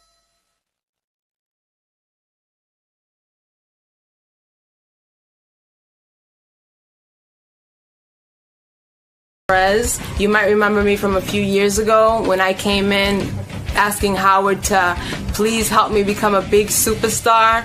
Well, I'm back again to let everybody know that I'm still trying to pursue my dream, and I'm here to say thank you to Howard and his wonderful staff that helped me out and gave me my big break. And basically I'm here to tell people that you can't give up on your dreams, because if you do, you stop living. And we have to help each other, believe in ourselves, and never give up. Well, welcome back, Sinetta, and I hope you achieve your inspirational role today. Thank you. All right, we'll see you in a little bit. Okay, thank you. We've got a big show for you today. In fact, it's the return of somebody who I know we've been waiting to hear from for a long time. Who's that? Zenaida. I think they're going to give me a chance. I want to see what she's done with her life since that plea for, a I chance. wonder if she got a chance. If anybody doesn't remember who Zenaida is, I'll play some clips from her last appearance. Yeah. We used to joke around all the time back in the 80s, right, when Seinfeld was on. Oh, wait, wrong one. Sorry. That's the wrap-up show. Oh. Where's my Zenaida clips, boys? What's the town in Massachusetts she was from? Haverhill, wasn't it? Pretty good, Robin. Oh, I remember every word. I can't find it now. It was right on this page. Gary preview page 2, no? They're Gary page 1 in white. I hate these pages. All right, here we go. Here's Zenaida, just in case you don't remember who she is. This is Zenaida. She showed up on our show. I think we found her on the street. She just was like at the door wanting to come in. Right. She said she needed a chance. She wanted to be in show business. We have a model update. She's in the hall freaking out crying because Why? somebody called here interested in her. So she's freaking out. Quick, we get her in if she's crying. Why are you not filming? I hope she cries in here. She'll come in and compose Right, herself. so it'll be all dried up. What's wrong? What happened? You're crying hysterically. Tell me what's going on. I just can't believe this because this is my dream. All I wanted. What? You guys have to laugh. No, tell us what's going on, Stop please. that. Yes, we have to laugh. The guy who's with the camera, nice guy. He's very, very nice. Don't stop crying. Yeah. Okay. He told me, okay, so what happens now? And I said, what do you mean what happens now? He goes, what you gonna do? And I said, well, I was hoping, somebody can help me out. And so I was waiting to speak with Howard. He goes, you're probably not gonna be able to speak to him again. And I said, well, what do you mean? He goes, that was it. And I said, that was it. So what do I do now? And he's like, so I said, my plan was to have, somebody introduce me to people like P. Diddy or something. And, then from there, we start working on my career here. And he goes, well, I don't know. And I said, well, give me your business card. At least, I can call you tomorrow. And he's like, okay, here it is. And then I was leaving and I said, oh my God, what do I do now? I guess I got to think of a new plan. And then he ran out. I think it was him. And he said, somebody called you here. And it's, oh my God, Selah from Uptown Productions. I don't even know who this is, but That's Uptown Pizza. I think they're gonna give me a chance, and that's all I wanted. That's all I wanted my whole life, just a chance. And I don't care if you guys all think I'm crazy because I'm real, okay? I'm not gonna stay home in Haverhill, Massachusetts and hate my life. I'm gonna be real and make a fool out of myself and say, please, somebody in America, give me a chance, please.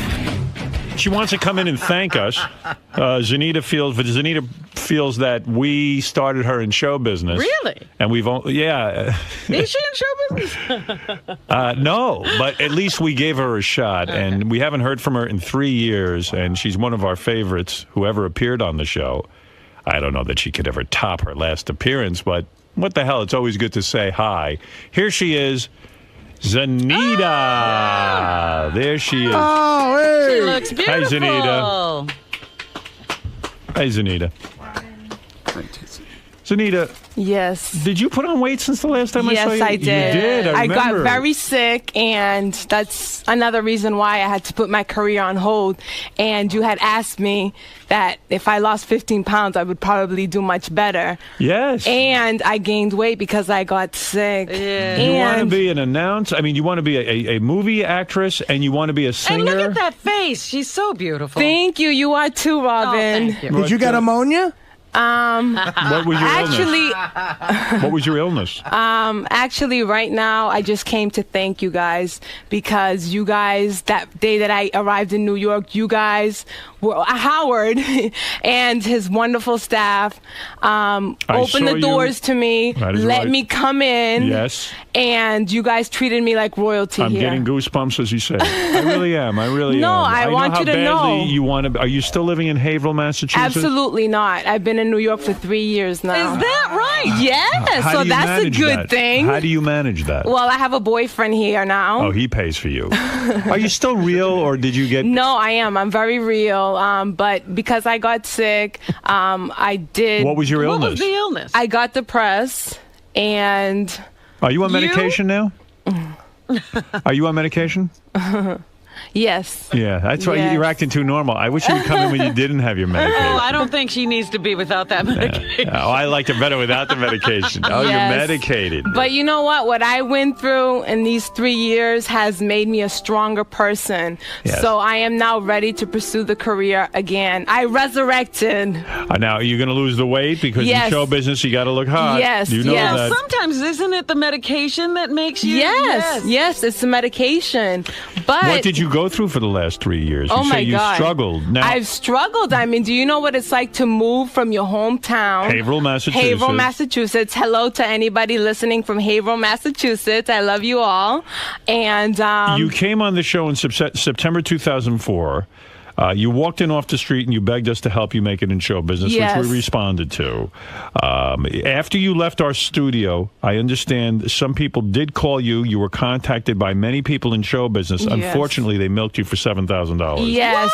Yes. They're fraudulent people who claim that they can help you out. How did that happen? What happened? when... Well, I was vulnerable. I honestly thought I'm in this big city and everybody here is, big. What were some of the opportunities they offered you, and then how did they get money from you? Everything. Demos, photos, you name it. So when you were contacted, they'd say, hey, why don't you come in and make a demo, and then they present you with a bill for the studio time? Everything was money, money, money. And Right. I was very naive. So Where did you get basically, the $7,000 to that pay was them? my life saving. You got to understand, this is my dream. Ever since I was 12 years old, I knew that I was going to be in show A business. superstar. Yes, and Yes. to anybody in the town that I'm from and anybody who I meet, that's like another world. It's like I can't even tell them because they look at me like, what's wrong with you? You think you're going to be a star? Who do you think you are?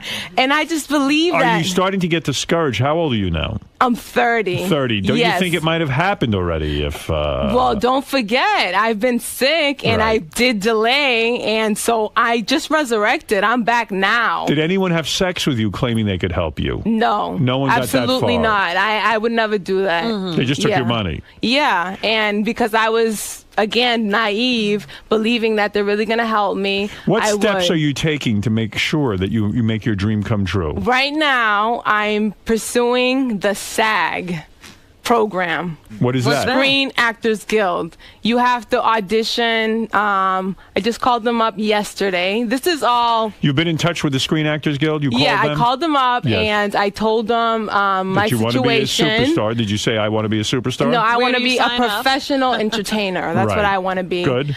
Because I want to help other people pursue their dreams by having them believe through me. Say, wow, if Zenaida did it, I could do it.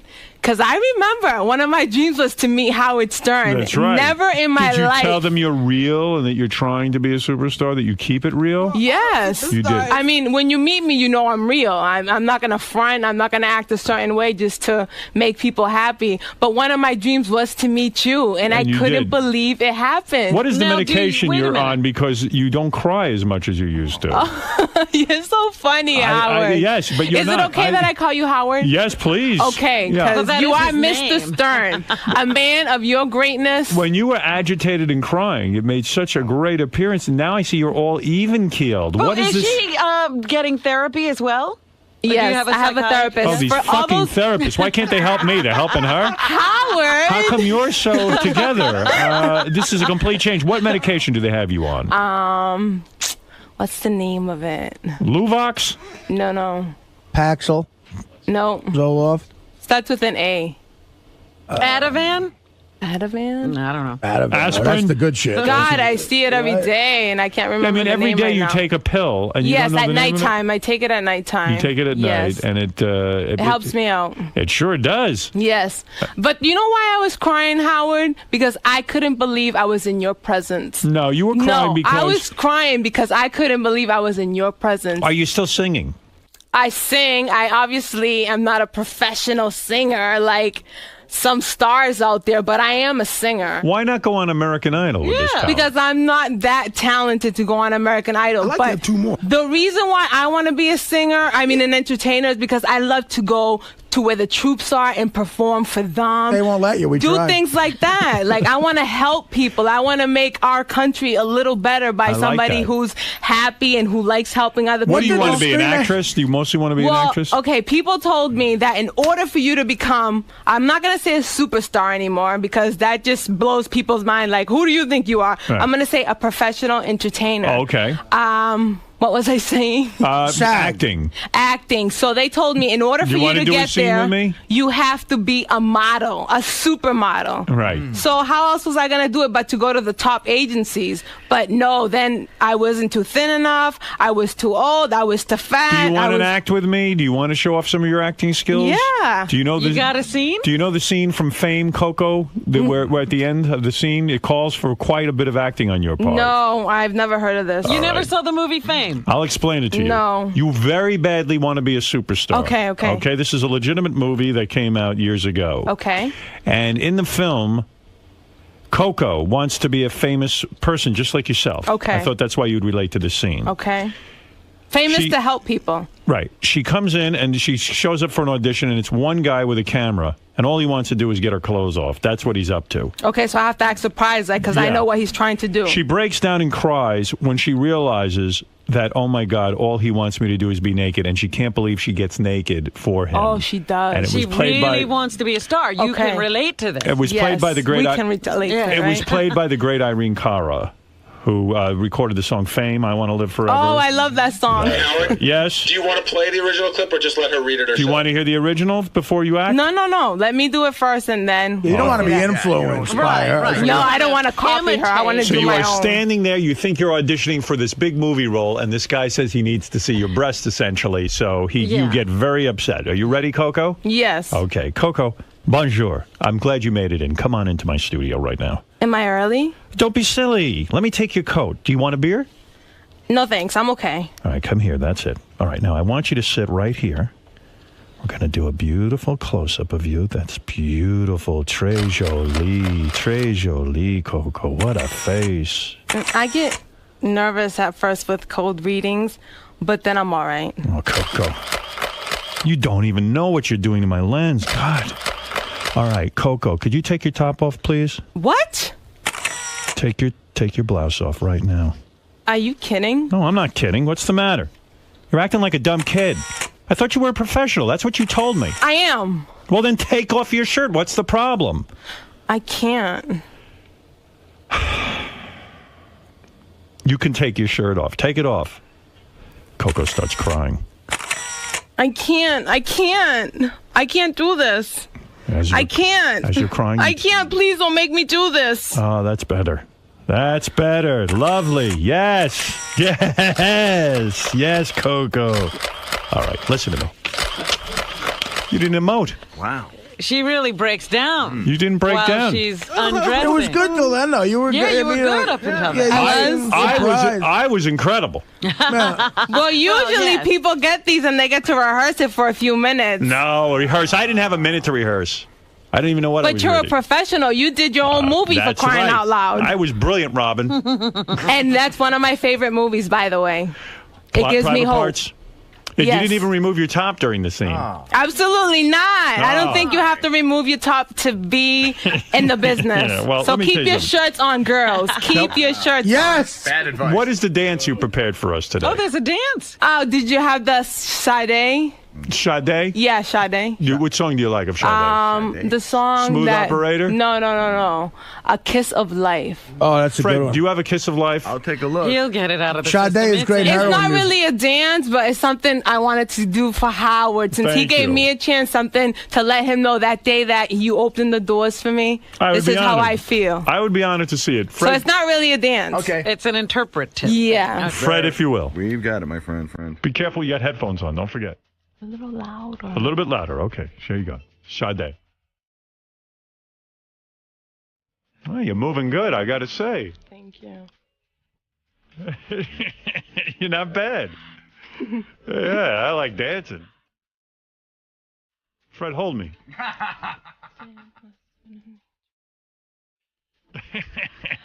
That's good. You're lip syncing. I like that. You know, maybe you could be a star.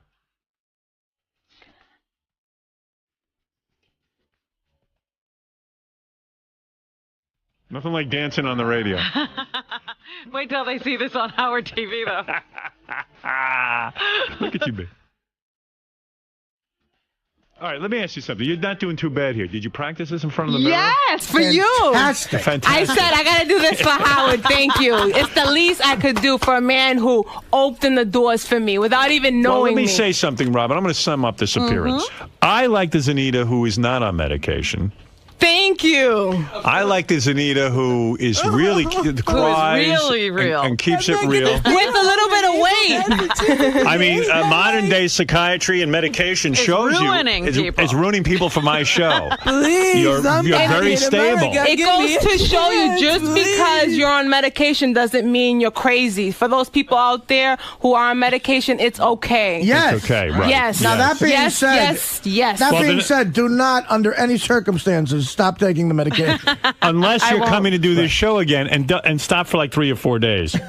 But under Because supervision. I can't have you coming up so normal. You understand what I'm saying? Well, her interpretive dance, I thought, was Yeah, lovely. it's amazing. Thank you. Hey, But the we're reason good. why I came was just to say thank you and let you guys know that I adore you all. Zanita, I adore you. Well, we want to Thank you. continue to follow your career. Thank you. You're relaunching today. Thank you. I resurrected today. You know what, That's Howard? right. I wanted to ask her, when you called Screen Actors Guild, what did they tell you? When They you said- told me that I have to audition for their particular productions. Right. If I make 3 of the auditions, I then have to go through their program for a fee. Right. So They're a that's union. where I'm at right now. They're the union, you know that. Yes. Yeah, so you should get in that. Yes. Oh, good, all right. Yeah. All you got to do is get 3 roles Right. on Screen Actor Guild approved projects, Right. and you will be a part of the Screen Actors Guild. Yeah, and the fee. And the fee, and then you're gonna have to pay them because it's Yes. part of being in the union. Yes. They're one thing that's not bullshit, though. You should know that. Paying them is right, though, because you'll Yes. get in the union. Yeah, the Yes. $7,000 you shelled out for other things That is was- not right. Yeah. Yeah, I'll give you some advice. When someone says to you it's going to cost you money to become a superstar, it's probably not right. Yeah. Just my opinion. Howard TV wants you to sing Star Spangled Banner. We don't have time for that now, guys. No, I'll have to come back and do it another day. You'll do it another day. Thank you. Zanita, I wish you luck. Keep us. Zenaida. No, it isn't. I'm changing it to Zanita. Oh, is it? Yes, I feel that's more of a star quality. Oh, I'm sorry, Howard. I brought you a little gift. I forgot to give it to you. Thank you, baby. That's right. And you want not to open it till you're alone in your private own time. Censored. Thank you. Yeah. Let me see what that is. Thank you, Zenaida. You're welcome. I appreciate it. And I got something for Robin and the rest of the gang. Thank you. You're very sweet. And lose some of that weight. I want to see you make it, honey. Yeah, you're a beautiful All right. girl. You need to that is thin Zenaida, down. everyone. Thank you very much, everybody. Have a great day. And Will- support the troops. Support the troops. That's Yes. right. Will, it would be nice if you would help Zenaida now. You ready? There Yes. you go. Thank you, Zenaida. Zenaida's so normal now. I know. You're just so disappointed, aren't you? I really am. I like crazy Zenaida. She There was she great. goes. And as you said, you never know with these appearances. Yeah. She could probably never top the first one. Although normal Zenaida is a lot like crazy anyone, though.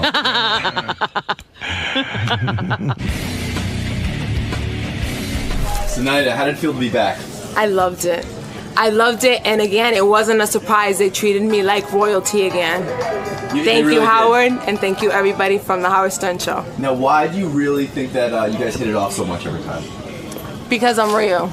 Because you're real? Yes. So the reality of it all, that you're a person seeking a dream? and- Yes, I'm a real person with problems, with issues, and I'm trying to make it, and I won't give up till I make it.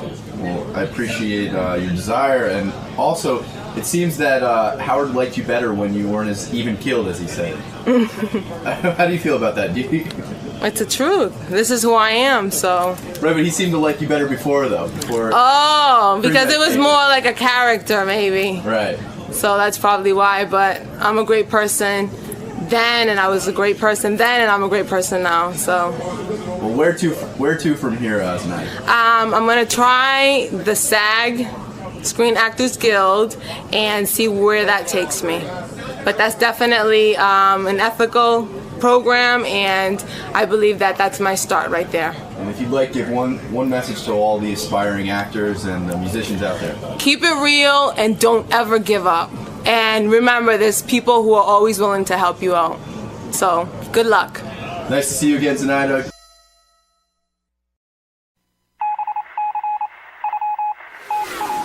You're watching Howard TV's HD Clip of the Week. Adrian Grenier and Kevin Connolly. It's actually Grenier. Adrian Grenier. Okay. Yeah. Yeah, that's a tough one. I never knew how to pronounce that either. Yeah, these guys are on the hit show Entourage on HBO. There's the boys. There they are in the flesh.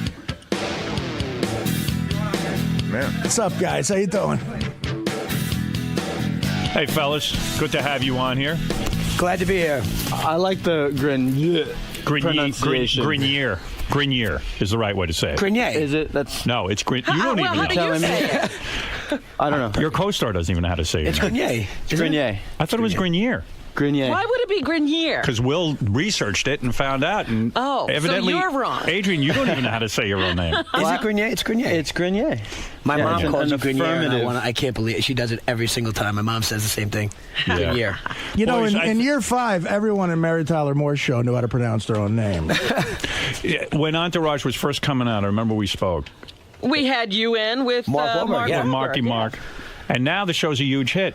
Did It you, was like the first episode or something. But did you believe it would really be a hit? Did you really think it would be this big? Not as big as it is, no. It's pretty shocking. But yeah, at the time, it was like, I think 1 or 2 episodes had aired. What had you done up until then? I mean, you weren't that well known, right? No, I wasn't. I mean, I had done Unhappily Ever After. We talked about Bobcat Goldthwait. And, Right. Yeah, that's Kevin. Kevin has quite a sexual history.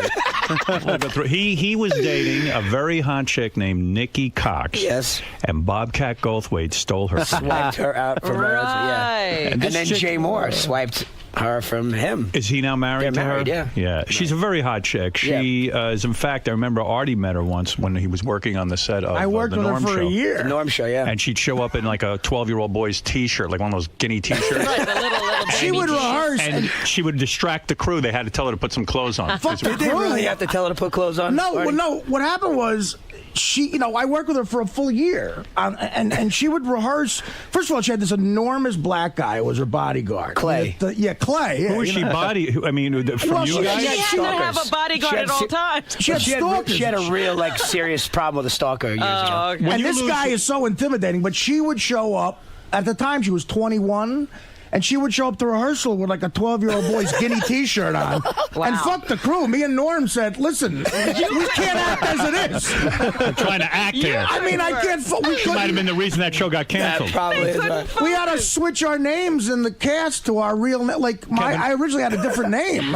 Kevin, how devastating is it when you lose a girl like that to Bobcat Goldthwait? It was not my finest. Not one of my finest moments. How did it affect your working with him, though? We did actually another year like that with them together. Yeah. Ooh. So. Yikes. How did she tell you? I read it somewhere or something. Oh, Even you're worse. kidding. Yeah. It's a terrible thing. It's a terrible thing. And now she's dating Jay Moore. She's married to Jay Moore, who's a nice guy. Listen, that was like 10 years ago, 12 years ago. I've been to hell and back since then. But was this going on behind your back for a while? Is that what you're saying? I always assume that it is. If you think it's not, you're just in denial. I'll have you know I will never Whether do or that not to it you, was, Kev. yeah, thank you, Adrian. Adrian gets lots of women. We're going to get I to need your women. We're going to get to your resume. I imagine it is not very difficult for you to get women. You're a good-looking dude. Sometimes I see Adrian at the gym. For a while, we were into this weird thing. We didn't even say hello to each other. That was weird, right? It was weird. Then I finally walked up to him. I said, "Why did that go on?" I go, "I don't know. I mean, I forgot that Adrian was on the show, and I would have immediately gone up and said, normally I don't bother anybody, right? But I passed him in the hall, and finally I said to him, hello. It was an awkward hello, as I recall. Yeah, because I was like, well, maybe I did something bad to this guy or something. I don't know. What gym? I think we were just trying to let each other. I mean, we were both like, giving each other your space or something. Yeah, but I didn't want to bother you. You didn't want to bother me. I don't want to bother anybody, but it was good that we said Besides, you're not a woman. Why should he bother with you? Honestly, it's true. I thought it might be refreshing. Why should he waste his time being charming to you? All right, let me slow this down for a second. Because I got a lot to talk to you guys about. And Adrian will get to your list. But as long as Kevin started with the Let's women. start with Kevin, since we know him better. Kevin, recently, though, and this is an important topic to bring up with you, you happened to be at the MTV Awards. I was at the MTV. So was when Adrian. Kid Rock, Adrian was there as well, but you were an eyewitness to Kid Rock and Tommy Lee fighting. I was. It was reported in all the newspapers that Pam Anderson was there and Kid Rock and Tommy Lee got into a fight. What did you see that night? What was your eyewitness account? Okay, now, I mean, I don't want to incriminate. I don't want to incriminate him. Am I going to get in trouble? Are there charges? Are there No, charges? the truth will set you free. What did you see that night? That's all I'm asking you. Okay. I saw, Kid Rock. We were all at one table. And, Adrian, you were there. You have an eyewitness account as well. Are you going to chime in? You here? saw it too? Yeah, we were both sitting there. Yeah. Now, did the police interview you guys afterwards? No. They did not. Why not? Why wouldn't they interview you? I don't think there have been any charges. Oh, okay. I don't know. That's good. I was actually mesmerized by the performance on stage. That's the one thing why most people didn't really see what was going on, because Alicia Keys was on stage and she was killing it. Phenomenal. Really, I find her a little boring. Not this night. She was not. She was good. Nothing boring about what she was And she lost weight, did she not? She looks just better. looked great. The performance, everything that she was doing was unbelievable. So all eyes were on her. Not to mention we were right there, so she's like standing on top of us. So why are these two fighting? First of all, listen, I don't know Tommy at all. Kid Rock, to me, was like one of the coolest dudes. I could not believe it. I was very impressed with him. He just was like He's a very nice normal guy, you know, and he was sitting there, and I guess Tommy Lee came over. Right. And sat down sat next to him, and Kid Rock sort of, just decked him. Yeah. I mean, I don't know how else to say Was it a sucker punch? No. Not that I saw. Well, all right, let me take you through this. You're sitting at the table, you're minding your own business. Tommy Lee walks over to Kid Rock's table and plunks his ass down in the seat next to Kid Rock. Now, the other thing to keep in mind is we're all sitting in our, Kid Rock is sitting in his assigned seat. Right. It's not like Kid Rock was looking for anything.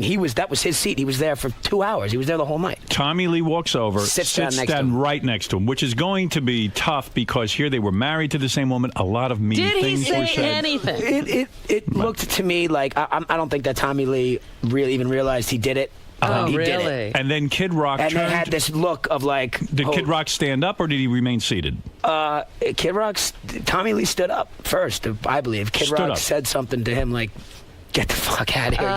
Get up and get out of here!" Something like that. And then Kid Rock hauled off and punched him in the face. That's how it looked to me. Yeah. Did Tommy say anything at all? He didn't really have much time to say much of anything. Did Tommy go down from the punch? It happens. One thing. The other thing is the security there was amazing. Yes. Security. I mean, it was like a half a second. And Now, there let was me ask you people something everywhere. else. Did Kid Rock check the security before he took the punch? And then Kid Rock, Kid Rock just got up and sort of walked out with a bunch of security guards. It was pretty. Wow. It was really one of the coolest things I've ever seen. To be totally honest with you. To see Kid Rock punch Tommy Lee in the face was probably better than what was going on stage. While Adrian was staring at the stage, you got to see the real. I'm a music lover. You are. I mean, I he likes the caught it violence. out of the corner of my eye. But the funniest thing was then Puffy and all the rapper guys were like, you know, you got to stop violence in rock and roll. But Kevin, you do like violence. You have been involved. Well, you in fights. participated. I'm not. I was nothing. Did you not punch Oil Air Brandon Davis in the face? Now, everybody can't stand him. I mean, he is an obnoxious rich kid. Why did you punch him in the face? How did that occur? Why not? Right. You know, honestly, you know, I obviously dated Nikki for years, and they're, you know. That's not obvious. You dated Nikki Hilton. Right. Now, let me understand this. When you date one of the Hilton sisters, yeah, that's a very wealthy girl, right? Correct. Does she pay for stuff? No, well, no. I mean, why should she pay for stuff? Because she has more money than Kevin. Take her out. I mean, Kevin's making okay money. He's working for HBO. He ain't a millionaire. We know that HBO is very cheap. Right. Well, they've been good with us. Have been good. Adrian, have they been good with you? They've been all right. They've been all right. You're not. I don't see you doing any dancing. I don't have anything to compare it to. Okay. All right. Fair enough. Now, yeah. I mean, no. Listen. I mean, I earn enough living to where. Do I pay for dinner? Of course. You know, would I do that kind of stuff? He used to have to compete financially with her a little bit. As I recall, he spent a lot of money on gifts because he had to sort of show her that Kevin Dillon used to say, "You're setting the bar too high early, bro." And you would hang out with Paris Hilton and Nikki Hilton. That's got to be a great, fun scene for you, right? Yeah, and you know, the whole family. They were always very nice to me. It'd be easy to sit here and where they're a it nice shows though is like on vacations. Correct. Well, no, not like that. They took me away for they took me away for Christmas vacation. Money. But her, that was her dad. We could probably Rick, do a whole interview just on this aspect of your life because it's fascinating to bag one of these Hilton sisters and hang around in the whole thing. Yeah, they're nice. They're actually really nice girls. They hate me now. Did they hate you now? Why do they hate you now? Well, no. I mean, it's gotten better. I mean, they hated me for a while. But why? Because you broke up? Yeah. I mean, we just had an ugly breakup. But why did she think you were going to marry her? She thought a lot of things, but we're friendly now. Why did you break up? It seems like a good situation. Attractive girl. I mean, money, the whole thing. You know, we were together for a long time, and it's just some things just run their course. You know. Yeah. How run their course? Huh? When you start banging her, was this before Entourage? Actually, yeah. No kidding. Yeah. So did you have to choose between the sisters? I mean, you go out. Do you have to say, should I go for Paris or Nikki? No. Who's got the tighter vagina, Nikki Cox or Nikki Hilton? Oh dear. Come on, let's get that. Dear. Who's tighter? Who's better in bed? Very good friends. Who's better in bed? Nikki Cox or Nikki Hilton? You go to a girl. You go into an island. They say to you, the only thing you can bring. You get one Nikki. Which that would be you a tough one. You go with Cox or Hilton? That would be a tough one. It would. That would be a tough one. Well, what's your choice? I'm giving you Schindler's List now. Honestly, the other thing, Nikki Cox, it was so long. I mean, it was literally. Like so you would take Nikki Hilton over Nikki Cox? No, not necessarily. Not necessarily. I would take Nikki Hilton. There's a chance Nikki Cox might blurt out Jay Moore's acting. You've just watched Howard TV's HD Clip of the Week.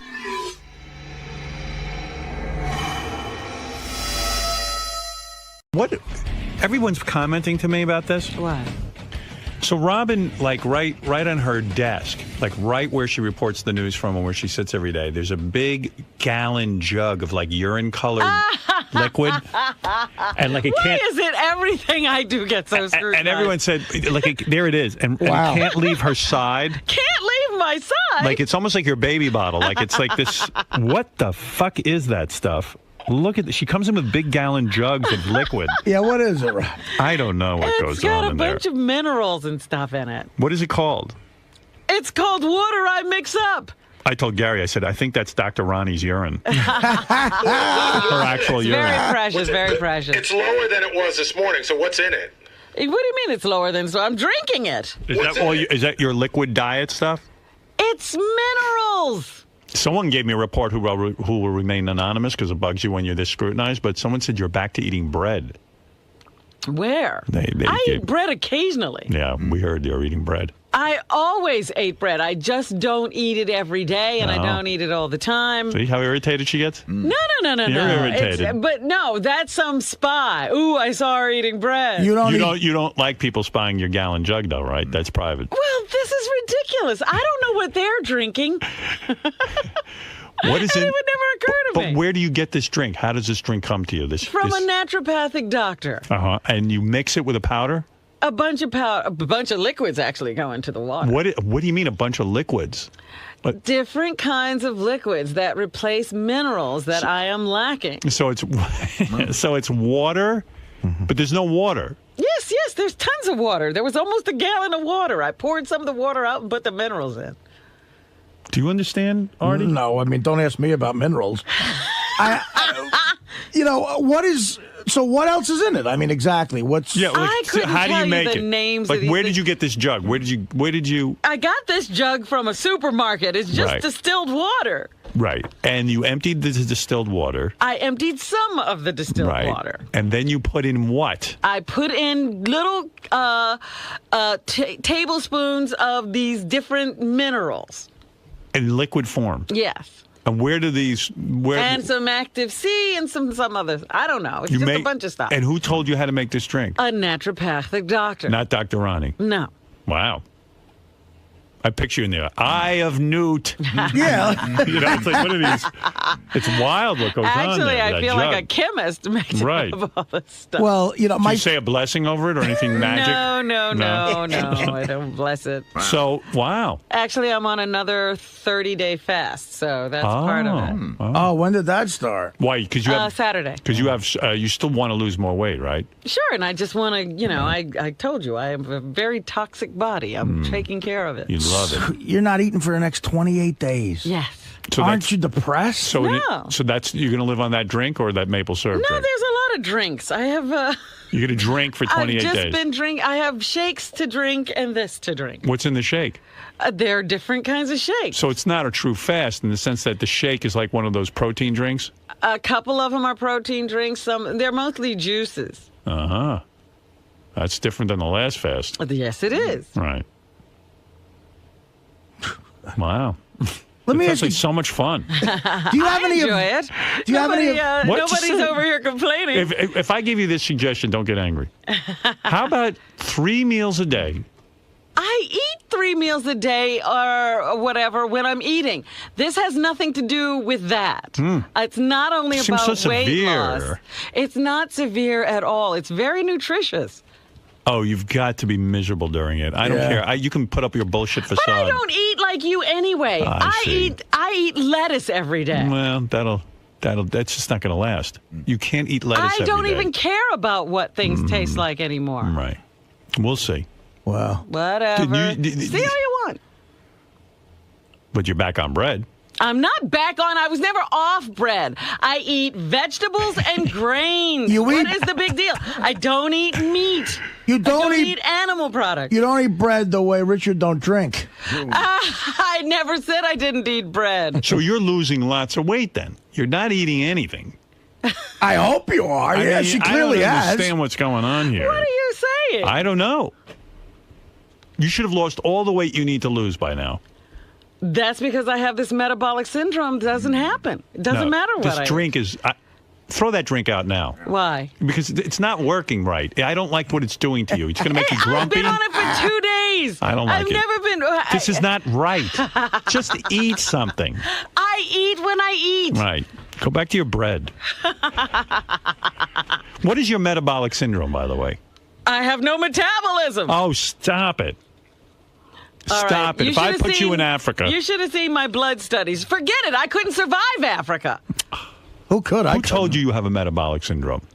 I did. You decided this. Yes, I decided that. That's insane. But my blood studies, some of my levels for immunities are down to 0. I have no blood. Who told you that you have no blood? Who conducted these blood studies? I've been a real anemic doctor? all of my life, Howard. But did a real doctor tell you this? Real doctors, Yeah. fake doctors, everybody has Right. always told me I've been anemic. I've never been able to give blood in my life because my blood count has always been low.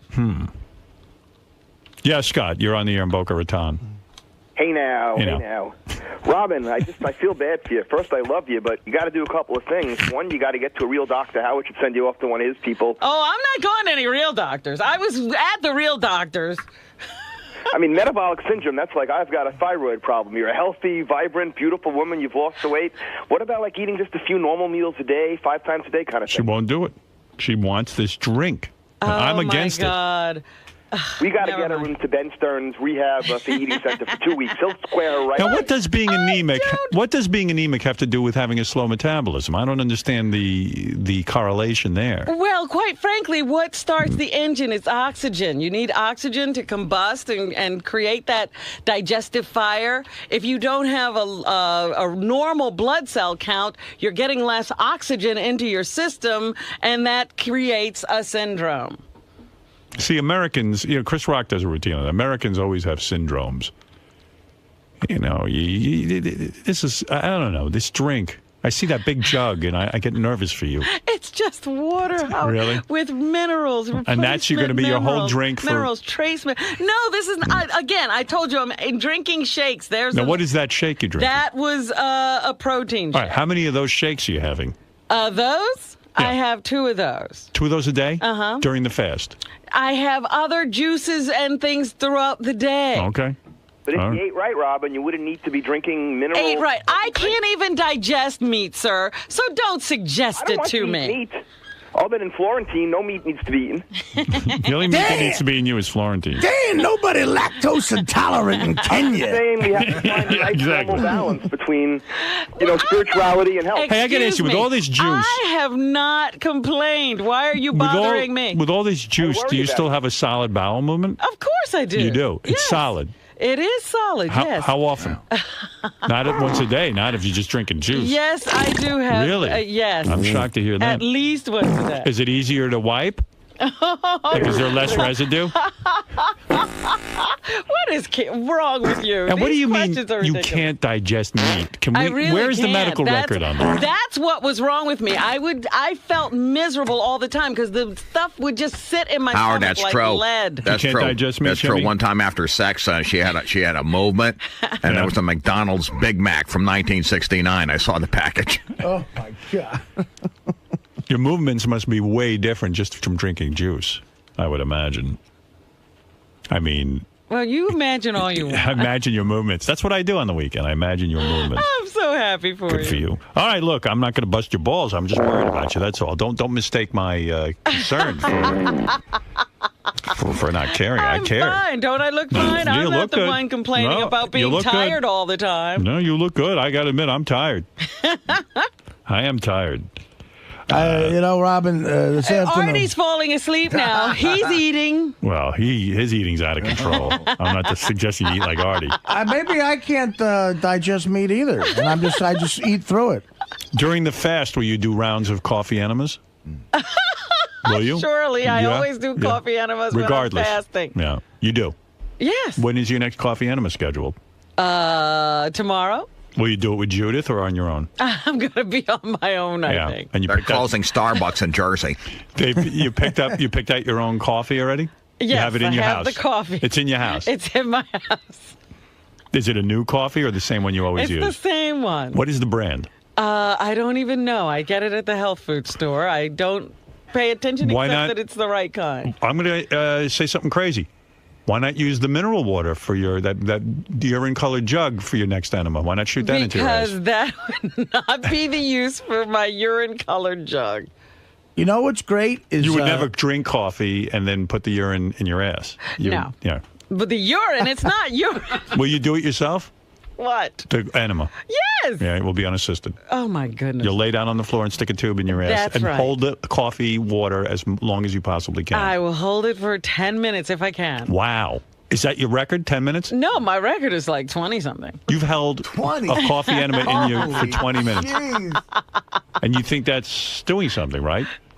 You're sure of It it? was recommended to me. I'm doing fine. I continue. Wow. You know What what's is it, great? Richard? What quickly? If you're with Robin and, like, and you don't know what her diet is, she gets mad about it because, like, at John Hines' bat mitzvah, she was in line for the food, and somebody goes, Robin, you got to try this roast beef. And she goes, I don't eat that stuff anymore.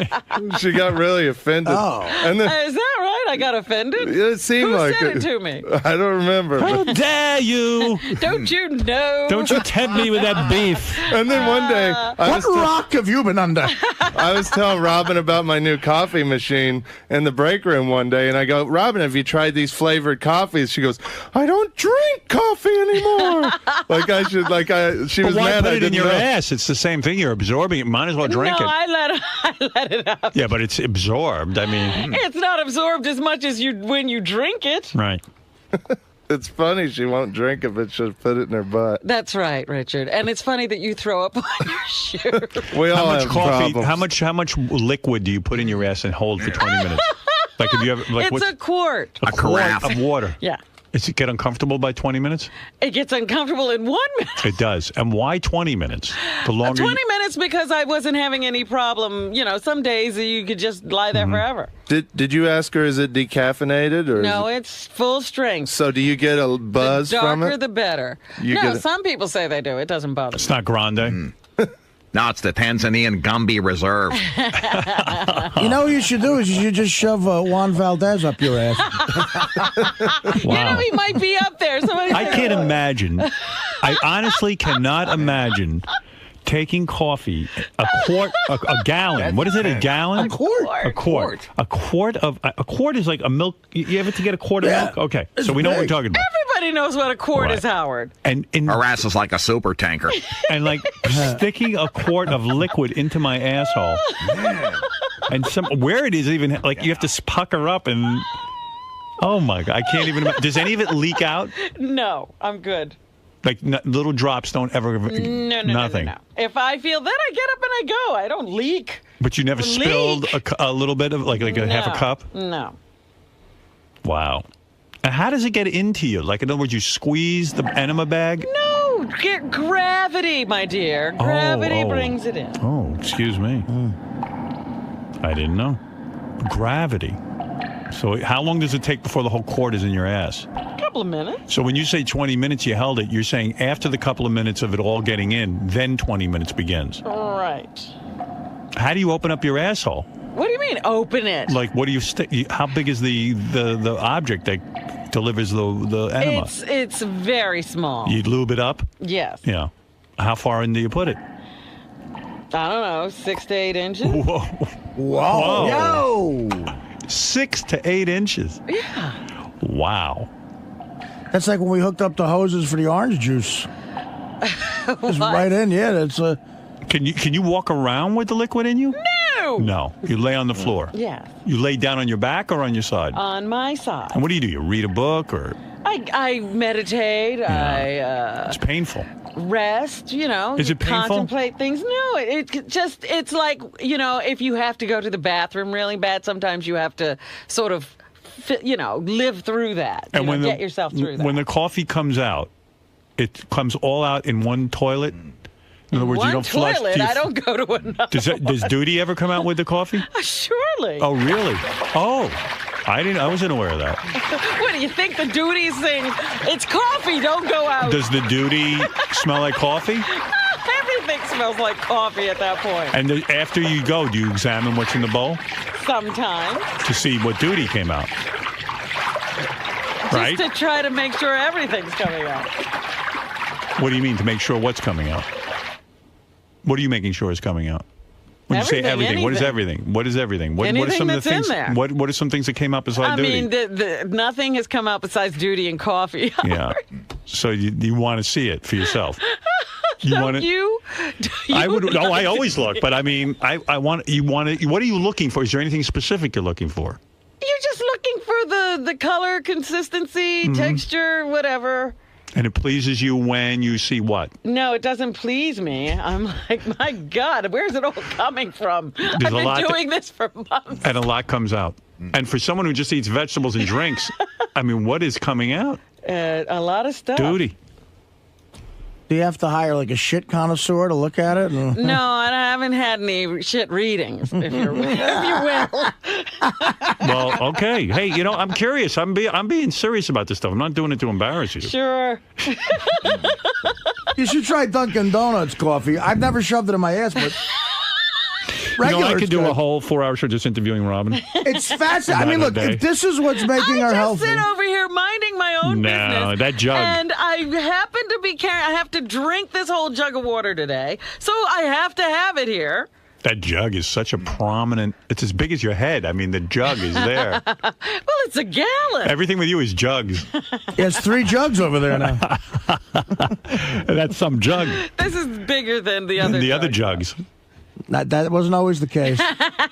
Well, good for you. You look great, though. I got to say, whatever you're doing, your eyes are clear, your skin looks good, your body looks nice. Thank you for saying that. You do look good. It seems like I'm all right, even though everybody's suggesting that I do something else. And I've heard a rumor you're thinking about changing your hairdo again.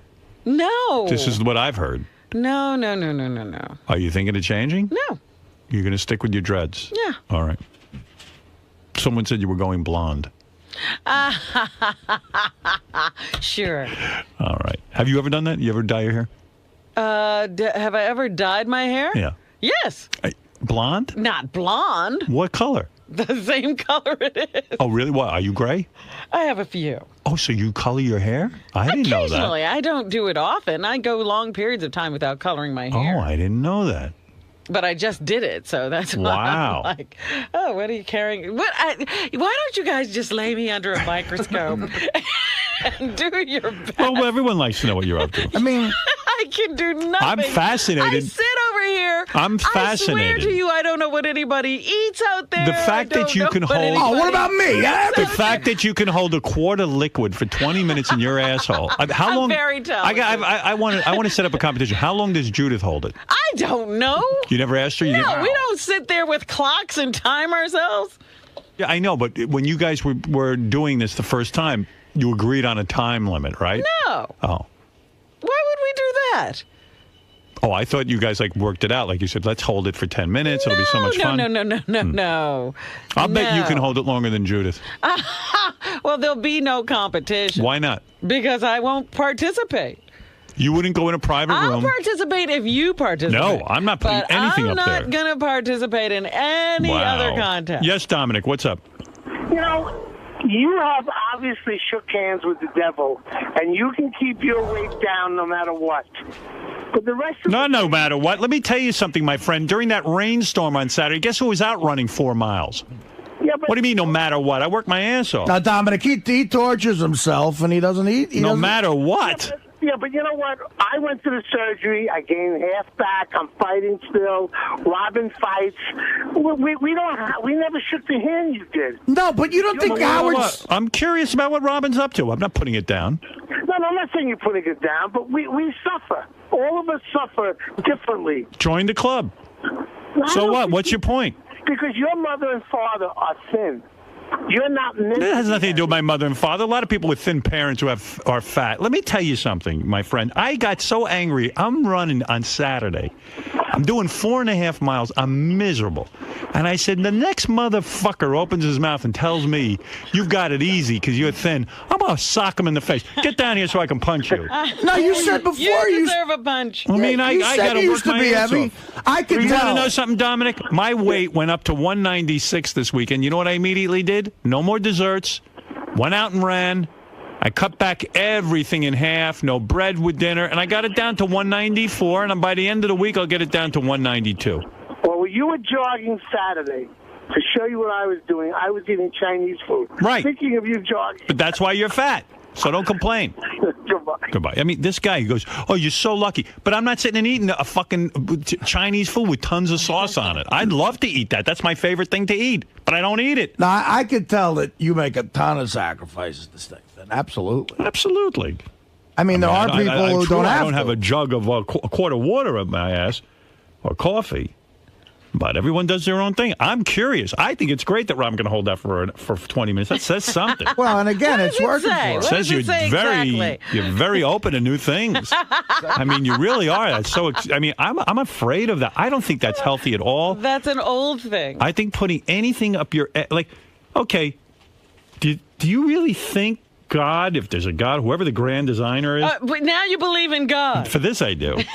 Do you ever think that there's a grand design to put something in a thing that you shit out of? I mean, to put coffee up there? You Can't know what? be. In that grand design, there was no pollution, no buildings, I have heard that. no cut down forests, no. But your asshole doesn't know no there's processed pollution. food. There was no homosexuals. Oh yeah, there were plenty of them. Who is the person that taught you about enemas? Ronnie. Dr. Ronnie. Yeah. Okay. How long can she hold a quart of water? Oh, she can hold it a long time. Oh my. Oh, she's like the Grand Poobah. Oh yeah. Oh, really? Absolutely. You don't challenge Ronnie. Really? Don't How long challenge does she her. claim to hold her enema? She could probably keep it in all day and do Really? all of her work. And Is that then- true? Absolutely. Are you really? Is that true? Robin told me she can pick up a quarter with her asshole. Someone told me she loaded in about 3 weeks ago. It still hasn't released. You know what? That makes sense. Did you enema with Dr. Ronnie? Well, the day Judith and I, Ronnie was off in another area doing her own thing. And because she is your guru and guides you in this, did you say to her, gee, Ronnie, how long did you hold your enema? No, I didn't ask her, but it was just a general conversation. Right. And she was saying, I have held them as long as. As? I don't know, like an hour, Wow. just, then she said, I sometimes have to jump up and down or dance Why? to get it out.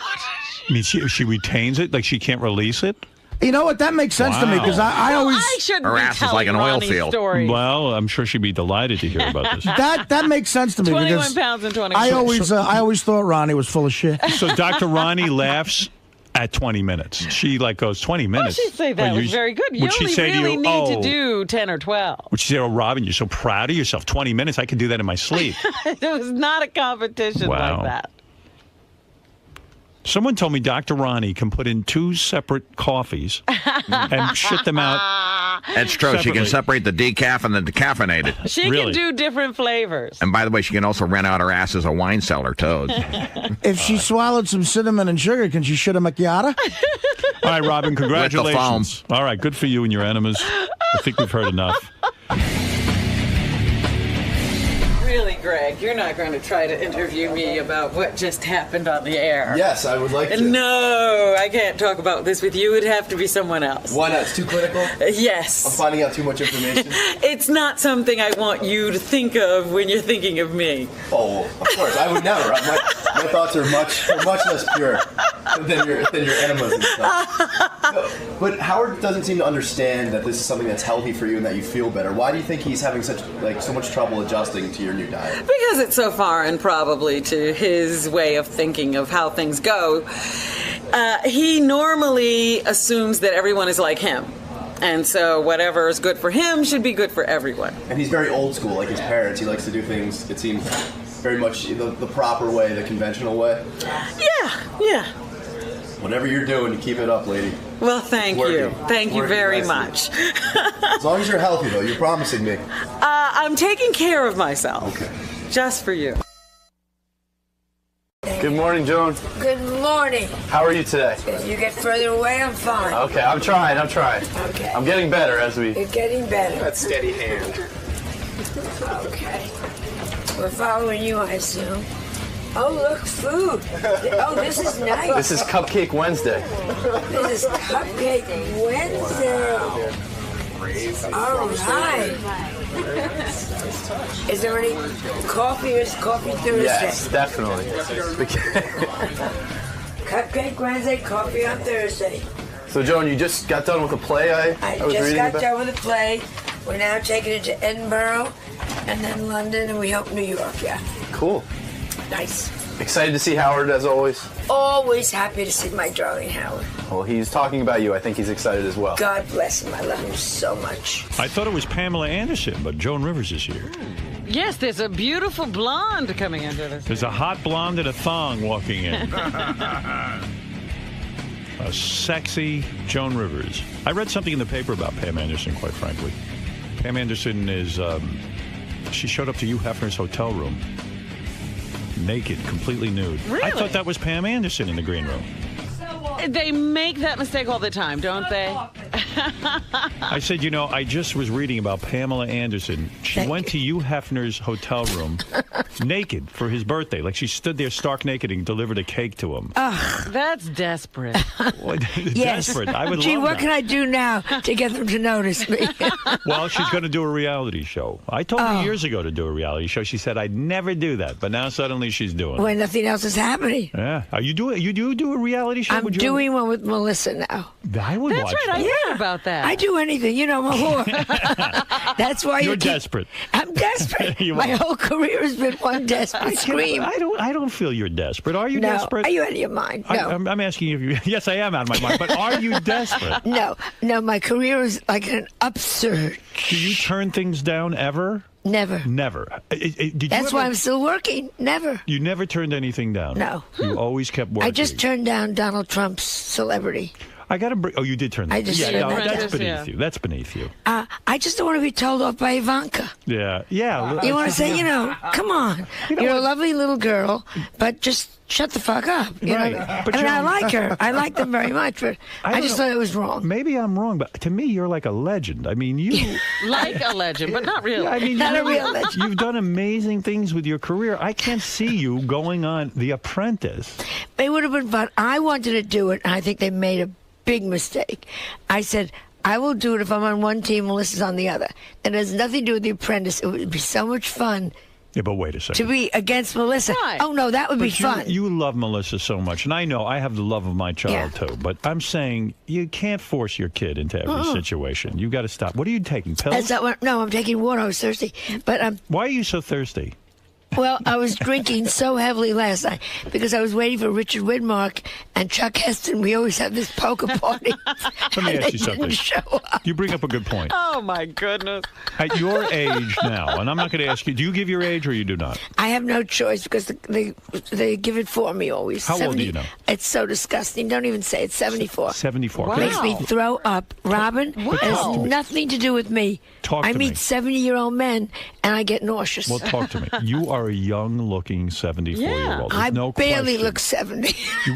You look younger. You still look kind of fuckable. You know what I mean? I know if you're desperate. You really you're do. so bad. No, I'm saying I don't think I'd have sex with many 74-year-old women. No. And I think maybe I would do it with you. If you were very drunk and the next day you knew you're going to die. You have, first of all, one of the things you have, I notice when women hit older age, they all get these horrible hairdos. They look like men. You've got a feminine haircut. Yeah. You still have like nice hair. You're so, you know how pathetic that is, Howard. You know what I'm saying? What do you mean pathetic? You have beautiful hair. The women, they get these haircuts like men when they hit their 70s. But the meanest thing you can say to an older woman, first of all, two things. One of the Why? meanest With sexy hair. No, that's lovely. No, you're being serious. I'm being dead serious. You look good. That's Why? Why is that bad to say? no, that's fine.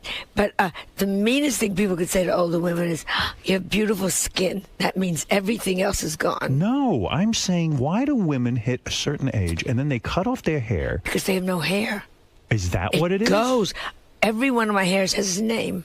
Is that real hair I'm looking at, or is that This a is weave? real hair. It's This is not real- weaved in. No, this is real hair.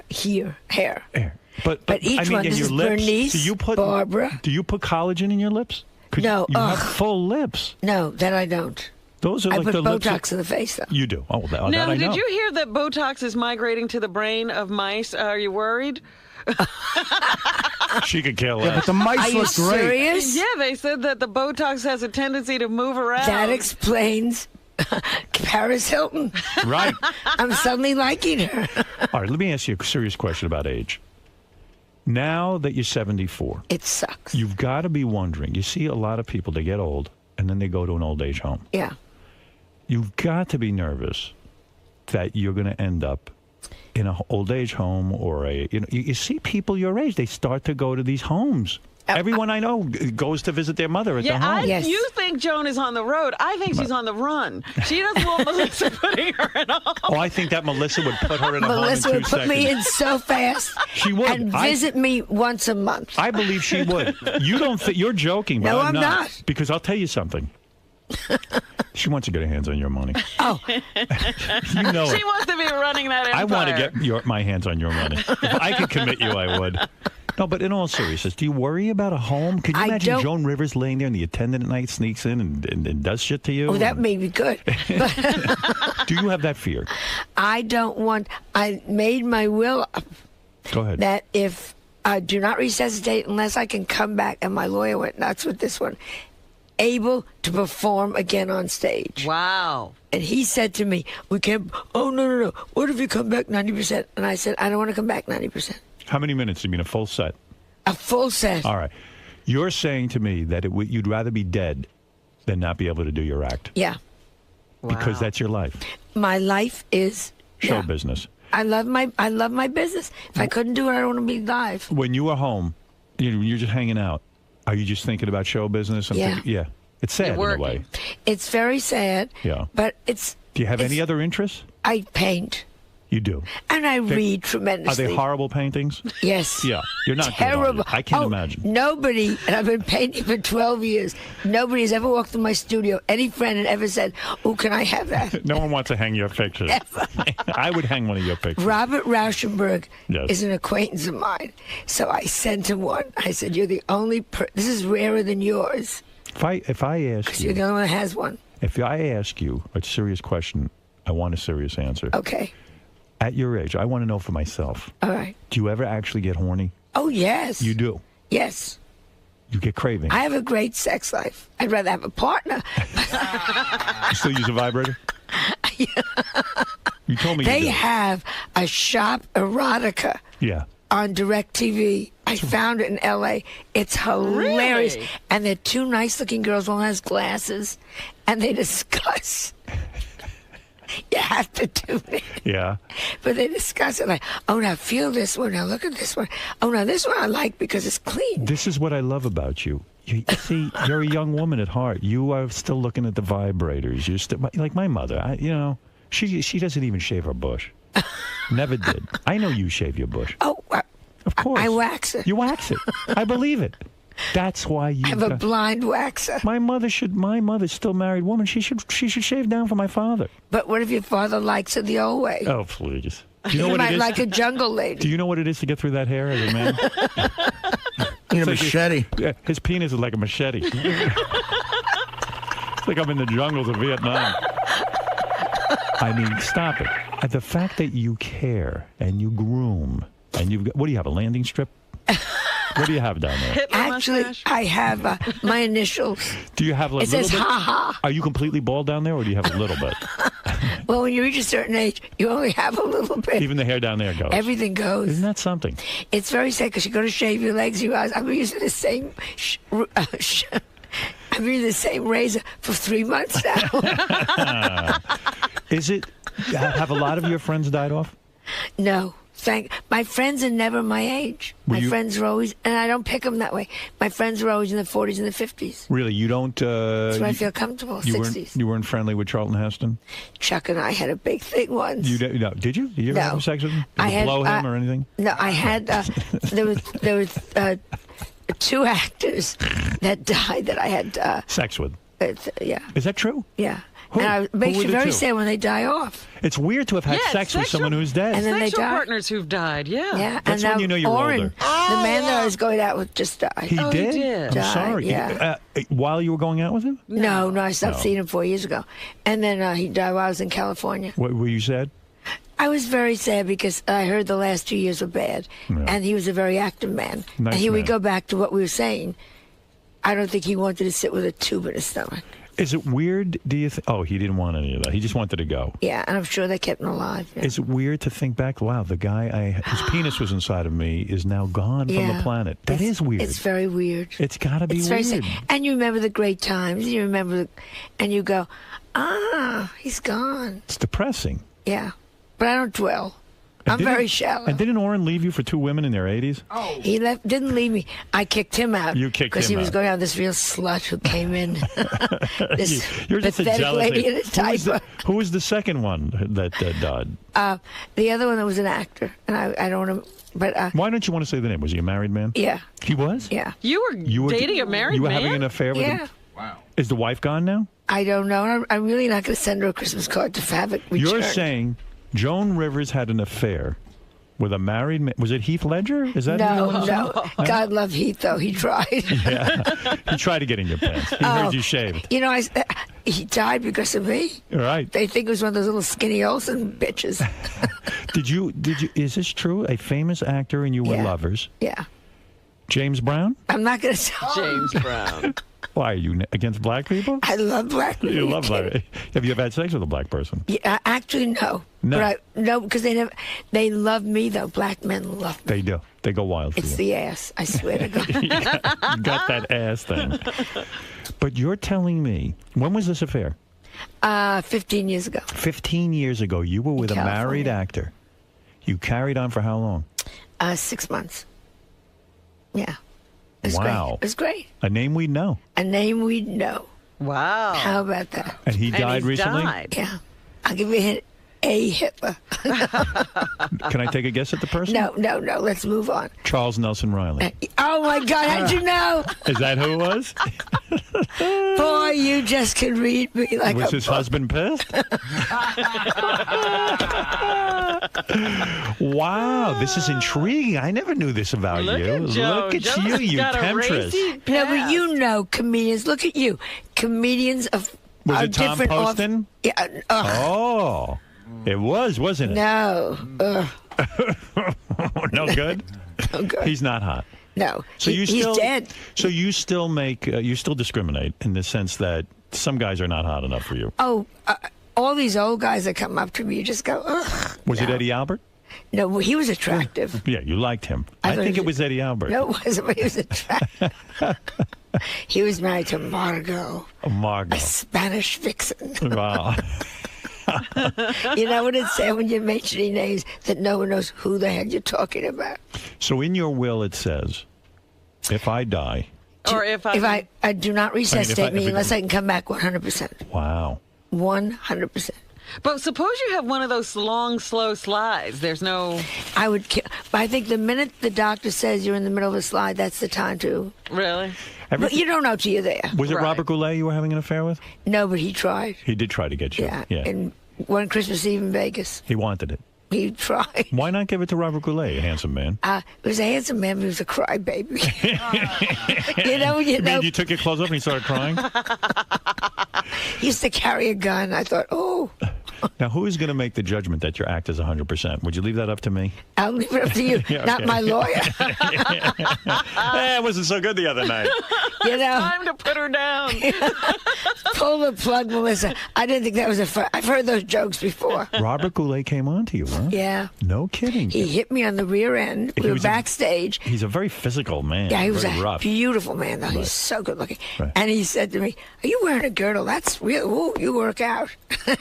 And that you think is a come on? No. And then I was down in my dressing room at the Frontier Hotel in the Desert Inn in Las Vegas. Right. And I was watching my dresser and like, knocky. on the Really? door, Look at you. Christmas Eve. Who knew? Yeah. Well, look at what a great life I had. Christmas Eve sitting in my dresser. And he watching knocks a on the movie. door, knocky, and And he had a bottle Bob of champagne. He said, "It's Bob." naked. It's Bob.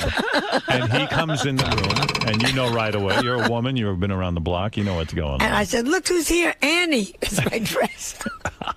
You didn't want Bob Goulet? Oh, I think she did. So he said to you, let's You drink. have to be careful.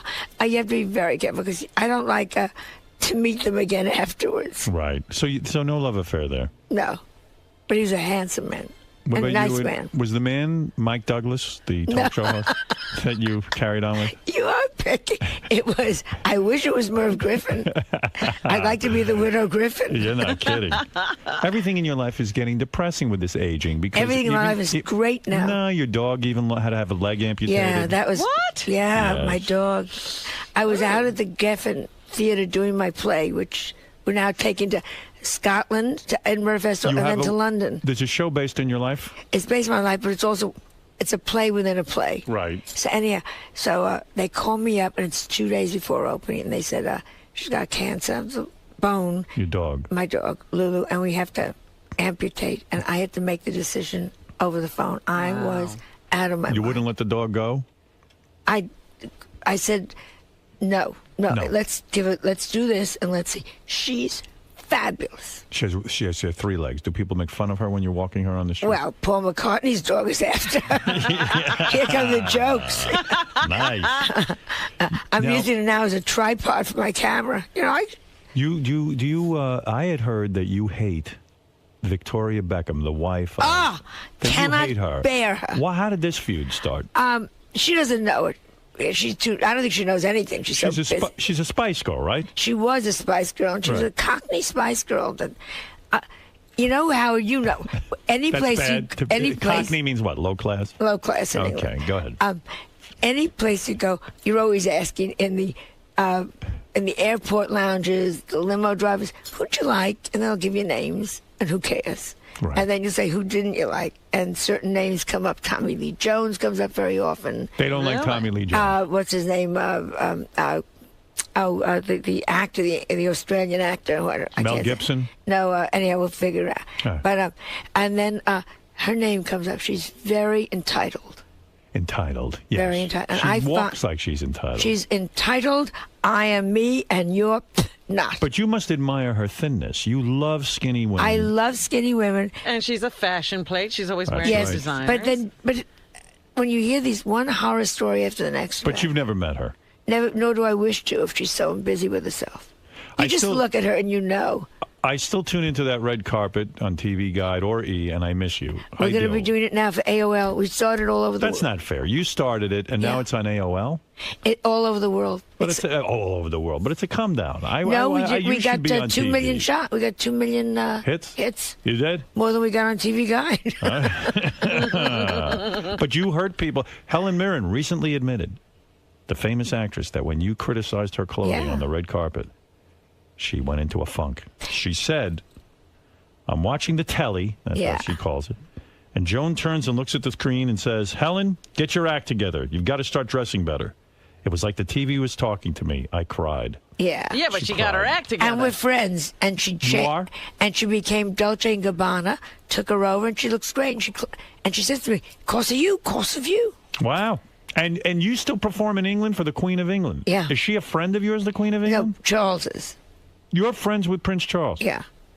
You must love that. I love him. You would love him. He would love you. Oh, look at you. He's got the greatest... Look at you. Look at you. Howard. Friends with the aristocracy. No, friends with That's individuals. Not you. No, he is hilarious. Hilarious? She is hilarious. Really? Camilla. You would love them. What do you mean you're friends with them? How far does this go?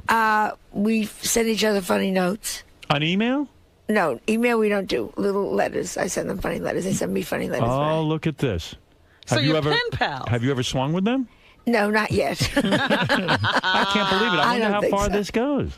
They're great. He is so funny. He gets everything. What are the perks of being friends with a prince? Do you get on their plane? Do you get, nothing. The perks are that he gets it. You know what I'm saying. He gets it. Did you ever say to him, Jesus, you had that beautiful lady die. You didn't pay attention to her. Ugh. Camilla, lady die? Look, crazy Joan wacko. Is firmly into Camilla camp. Crazy wacko. They tell you this. Oh, come on. Why They are the boys badmouth her. so happy to be with Camilla? Because they were there for the whole other thing. This woman was a wacko. Because she was good looking. You'd think she was crazy. Aren't you surprised? Prince Charles could get a lot of different women. He's with Camilla. I mean, she's not a physical beauty. You see, I bet they have a great sex life. You do? I have a feeling they have a great sex life. She's and by great, you mean anal? I mean, I don't know. But you look at her and you know that she's a great... You just know she's... Wow, she's earthy. Joan's really in that camp. I love them. Look at Camilla. her. Wow. I adore them. How do you get to be friends with all of them? We went painting together. Is that true? Yeah. How do you get to go paint with them? I'll go paint with them. Were you all in Habitat Yeah, for but you might be good. I think they brought me along originally because they knew I'd be the worst. So you go painting. Where do you go painting? Now, in the south of France. Look at you. Yeah. And what do you mean? They're sitting there in front of easels and you're all painting? Yeah, well, she and I went off together. It's great. We painted green fir trees. Well, I don't understand something. You got to back up on this one. Somehow you get to know Prince Charles and Lady Di, and they got to be careful who they become friends with. I didn't know when he was. I mean, not Diana. Lady Di. I mean Prince Charles or whatever. Camilla, the new one. the Duchess. Camilla, the Duchess Camilla. So this is unbelievable. So how do you ingratiate yourself and get their trust so that they'll take you painting in the south of France? It was through a mutual friend. A mutual friend knew them. Yes. And they invite you all to a party. And they go to paint. And they knew I painted, and they brought me along. Oh, they go to paint. Okay. Yes. So all of you go to paint. Do you have a painting outfit? Do you wear a beret? What do you show up in? You wear old clothes. 'Cause I get the paint all over me. So all of a sudden, you must be digging this. You're painting with the Prince Charles and Camilla. And he's a great painter. He's a very good painter. He's not a great painter. He's not Rausch. And you just don't paint. Then you go to dinners together? And you have dinner. Do you stay with them in their house? No, we stayed at a friend's house. All of you? Yeah. No shit. It's great. It's great. It's great. You're staying at some big. They don't just stay in houses. No, but they're not. It's not what you think. They're, you know what I think? They're fabulous. I think when you say she's wild, you heard them having sex. No, but that's why you think they have a great sex life. Well, I was busy with my actor. Oh, I don't know.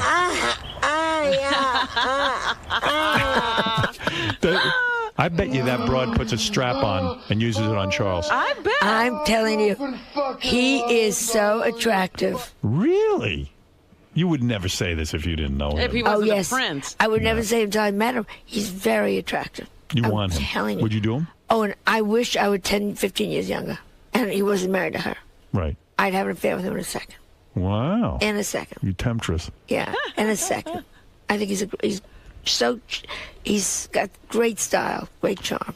And then what do you do? Like, you guys sit around and drink at night and hang out and talk? And you laugh. And you laugh. And what do you do with all your friends? You laugh. And what do you tell talk stories. about? Oh, those stupid subjects of mine. The people. I think the people disgust me. You just talk. You just look at you. Yeah. What do you guys wear at night? Do you get into jammies? No, you get into. He always wears. He looks good. I don't know what they wear. It was like a blazer. You know, because you're in the country. Blazer. Oh, Joan, I tell you, Di was such a cunt. I'm so much happier now. I always look. You try to look good. I wear a lot of Joan Rivers jewelry. What do you call the cat? Do you call him Prince? Sir. You call him sir. You never say, "Hey, Charles, what's doing?" No, sir. Do you have to wait till he sits down? What's the deal? You got to call this fucking guy sir? You? But it's fine. You got to be kidding me. No, but you just say sir, and you call her ma'am now. Ma'am. Her ma'am. You can't call her Camilla. I did, but I don't know. I've never even attempted to. Really? But you don't. You He laughs because I'm always saying. He knows I'm going to come out and say really bad. I always say, with all due respect, sir. And then comes, she can go fuck herself. You know what I mean? Right. But he always starts to laugh because whenever I say to him, with all due respect, sir, he knows something's coming out of that mouth. I can't believe you got to call him sir. Everybody. It's so weird, but it's like it's a friend, and also you're, age-wise, you're your but he's so dear. He should call you sir. He will be. I will be in a room, and you go over, and you always do a little little curtsy. Oh. And he will always take me and kiss me. Where? On both cheeks. Really? It's fabulous. I adore him. I adore him. I adore her. And you think she's wild sexually? I think she's very. Yeah, I think she's terrific. Does she have to call him sir? Oh yes. Oh sir. Do you think she urinates on him? I don't know. You think Nor he do gets I that crazy? care. Yeah, she's a now we're back to dominatrix. Rhoda Barrett and Danny Thomas. That's what I heard. You know what? If I was hanging out with Prince Charles, I'm not calling him sir. I'm just gonna say, hey, either. Dude, You we're would hanging. because- Let's drop the pretense. You got to bow when you walk into the room? No, I'm telling you guys, he's fabulous and she's fabulous. All right. See Joan this Sunday and Monday on QVC. QVC Jewelry. Back to reality. Still going strong with that, huh? Oh, thank God. Yeah. That saved me when the career went away. A girl, a girl I went to high school with designs Joan's jewelry. Patty Foster. Is that right? No one designs on Judy but Joan. But No, I mean, she didn't tell me that. She said she worked with you. yes, she could have helped worked. Yeah, you know what I'm saying. Do you know who that is? No. Is that true? She's telling you fibs, Artie. No, she may have worked for a while for us. Yeah. All right, She was proud of it. Yeah, I'm sure. That's why she told us. Yeah, and I'm proud back that we all loved Patty very much. We were sorry when she left. She was a good employee. Oh, she was Marianne, very pretty. Marianne from Brooklyn, go ahead. You can say. Joan Rivers, I would think Rick Dolmeyer was more your type than Prince Charles. Rick Dolmeyer is adorable. He hot? I mean, come on, Joan. Are you kidding me? He's adorable. Rick Delmey's on QVC, and you'll see us together this weekend.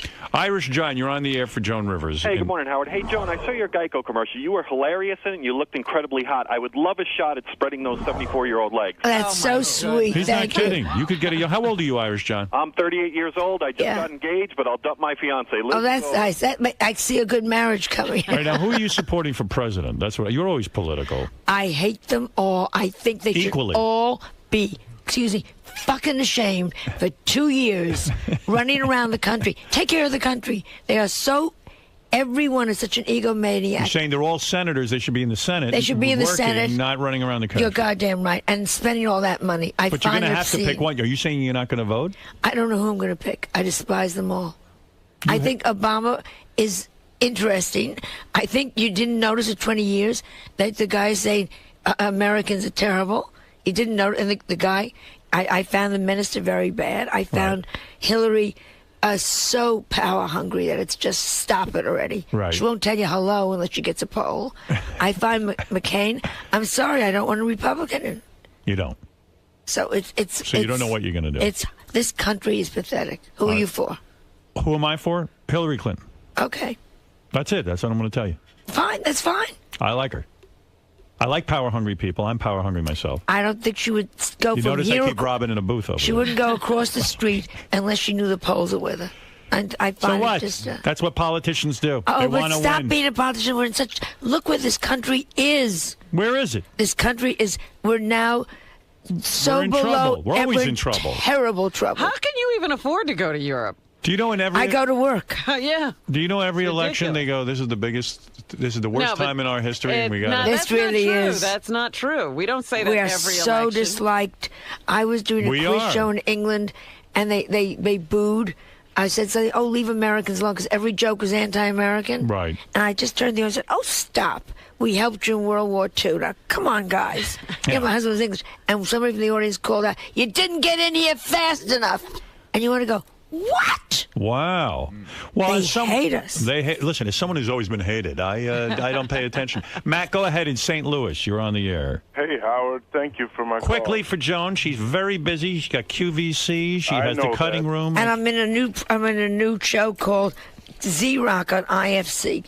Quick question. Who's got the hugest dong in Hollywood? Who's got the biggest penis you've ever seen out of all the men? you've been with? Ellen DeGeneres. You think so, huh? No question. Are you friends with her? No. No, not even friends with any of the young comedians. Yeah, Kathy I'm friendly with. Kathy Griffin. I'm friendly with Rosie. Right. I'm friendly with Margaret Cho. Okay. All right. That sounds good. Yeah, sounds I'm friendly with the ones that all right, I like that are that. funny. They're funny. The funny ones you like. All right, and Joan has a reoccurring role on the IFC comedy series Z-Rock. The show is based on it's based on the lives of a real rock band. It's right? hilarious. It's a good show. It's hilarious. Well, you're certainly in your prime. I mean, really, you're working like crazy. I mean, this is wild. I never would have thought that. I thought maybe you would have slowed down by now. Howard, don't you love what you do? No. Then do something you love. Don't lose this. This is all I could do. By the way, are we on Sirius? Yes. Can I make a protest? Sure. Your stupid Broadway show tunes, which I listen to, and I'm not listening to you. Yes, my mother listens to never played Starlight Express, and I had people listening for 6 weeks. Starlight Express is what? Starlight Express is a great musical. What is that? I never even heard of it. Yeah. No wonder they don't play it. Well, they play every other piece of crap. Starlight Express. You particularly like Starlight Express? Play it once. What song do you like? How does it go? I don't even Starlight Express. Da-da-da-da. know. You'll never be on American Idol, I'll tell you that. I'll have it done right now. Fred, make a note. Starlight Express on that channel. Thank you. Do you have that song? I'd like to hear what I'm actually looking to see if it's in here. It's a musical. Starlight Express. It was a musical in the 70s. It's a great score. Nobody knows that. That's why they don't play it. They play plenty of scores you don't know. Yeah, really? All right. Well, As I said, I listened a lot. Just out of fury. I'll look into it. Trust me, I'll do that I'm for you. sure that's an oversight. Because I love you. Joan Rivers, you are a delight. I love you. I love you. I love you. I love you. One day I want you to come in and tell me who the big Hollywood celebrity was you banged. I promise you. I want to know. 2 of them. Well, one you said, yeah, but I want to know the second one. Yeah. That's the one I'm most interested in. Why you didn't bang Robert Goulet is beyond me. Well, not your type. Not my type. Yeah, he's a little rough. He's physically rough. He used to beat up Merv Griffin all the time. I know. Well, everybody did. Yeah, everyone took a shot at him. Merv begged for it. Were you friends with Merv? Yeah, he was a funny man. He's gone too. I know. I wasn't that friendly. You should have banged Carson. Then he would have left you alone. Sure, everybody else did. Right. Joan. Hello. I feel as though Howard was especially fresh with you today. No, Howard's. No, I thought Howard was actually very sweet today. You think so? Even with all that talk of shaving habits and oh well, who you're banging and who you have. Howard. I feel like someone else wouldn't have been able to get away with these questions with you. But now I have to go back and rechange my shaving habits. Because now everyone knows. Now he's made me stop and think. I should have said to him, I'm a Jewish star. Oh, this is that. Okay. Excuse me. Thanks, Joe.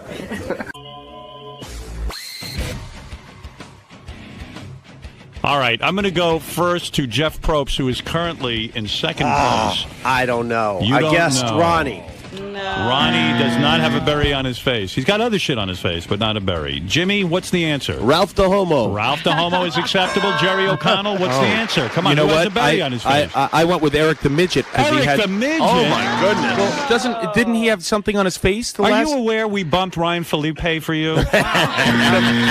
Jerry said, I'm really embarrassed by my performance. I go, He doesn't want to leave the studio because of it. I said, maybe you should be happy you didn't do that well. You know? Shows you have a life. Yeah. I mean, shows you have something going on, man. Here's the thing, Jerry. You have to listen all day and then listen to the reruns on the weekend over and over and over again. Try to memorize everything that happens. And obviously you don't have that kind of time. Right. How often you banging your wife? Is it still as hot and heavy as when you first met her? Yeah, it's still it's still going well. A lot of people when I got married said the first year was going to be the most difficult, and I haven't found that at all. So it's getting more difficult? It's you mean? Yeah. To me, the first year is the fun part. You know, I mean, you still have that glow. Well, how long did you know each other before you got married? They were going out a long time. For a few years, 3 or 4 years. Yeah. Well, Jerry, you mean the first year of marriage, right? Is supposed to be the most difficult. That's what I mean. I mean, we. You know, but you were living together and everything before that, so it wasn't like anything changed. I've actually found, like I've actually gotten better at it. A lot of times at fucking. Yeah, I'm practicing. I practice with her too. I try to never fight. Like even when fights are instigated, and they get instigated, they just do. But is it weird for you when you go out like together and Rebecca gets all this attention because of her looks, and then like guys kind of are always sort of like flirting with her and hitting on her? I mean, does it get a little bothersome? There's nothing I can do about that. You know, I mean, at the end of the day, I'm the one that Rebecca's married to, so it doesn't bother me. And what am I going to do about that? When you say the fights get instigated, who's instigating them? I just mean everyone. People who live together are going to have differences. Definitely. What differences could you have with Rebecca, though? I mean, it seems impossible. You just have differences about, like... Do you try to put things up in the house that she doesn't want up there? Actually, I do have a Joe DiMaggio ball that keeps getting, like, hidden, and I keep putting it in the center of the mantle, and then it gets, I had read that hidden. Rebecca does something to you that I don't approve of, that when you like to watch sports... She like comes in the room and demands that the TV be turned off. That's not right. Or down or something. Something You don't like like that. the sound of it. Yeah, it's called a broad. Yeah, but that's not fair. I mean, Jerry's got to have his thing, you know. I am someone who I watch a lot of football. I like to take during football season, the 16, 17, 18 weeks of football season. I like to take all day Sunday and just sit down and just watch every game because you're a man. I can. Yeah.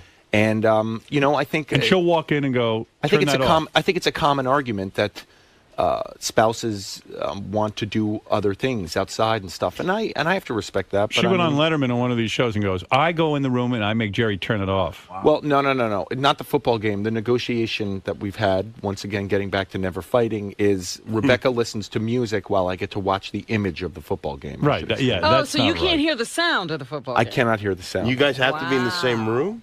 We only have just a living room, and you should come to my house. Really? You should probably get divorced. I mean, it sounds ridiculous. Yeah, it does sound ridiculous. Like why does Jerry have to have music on So she's dancing around and stuff while you're watching the game? Like, what kind of music are you listening Is that to? the problem being with a hot chick? They're used to getting what they want from men.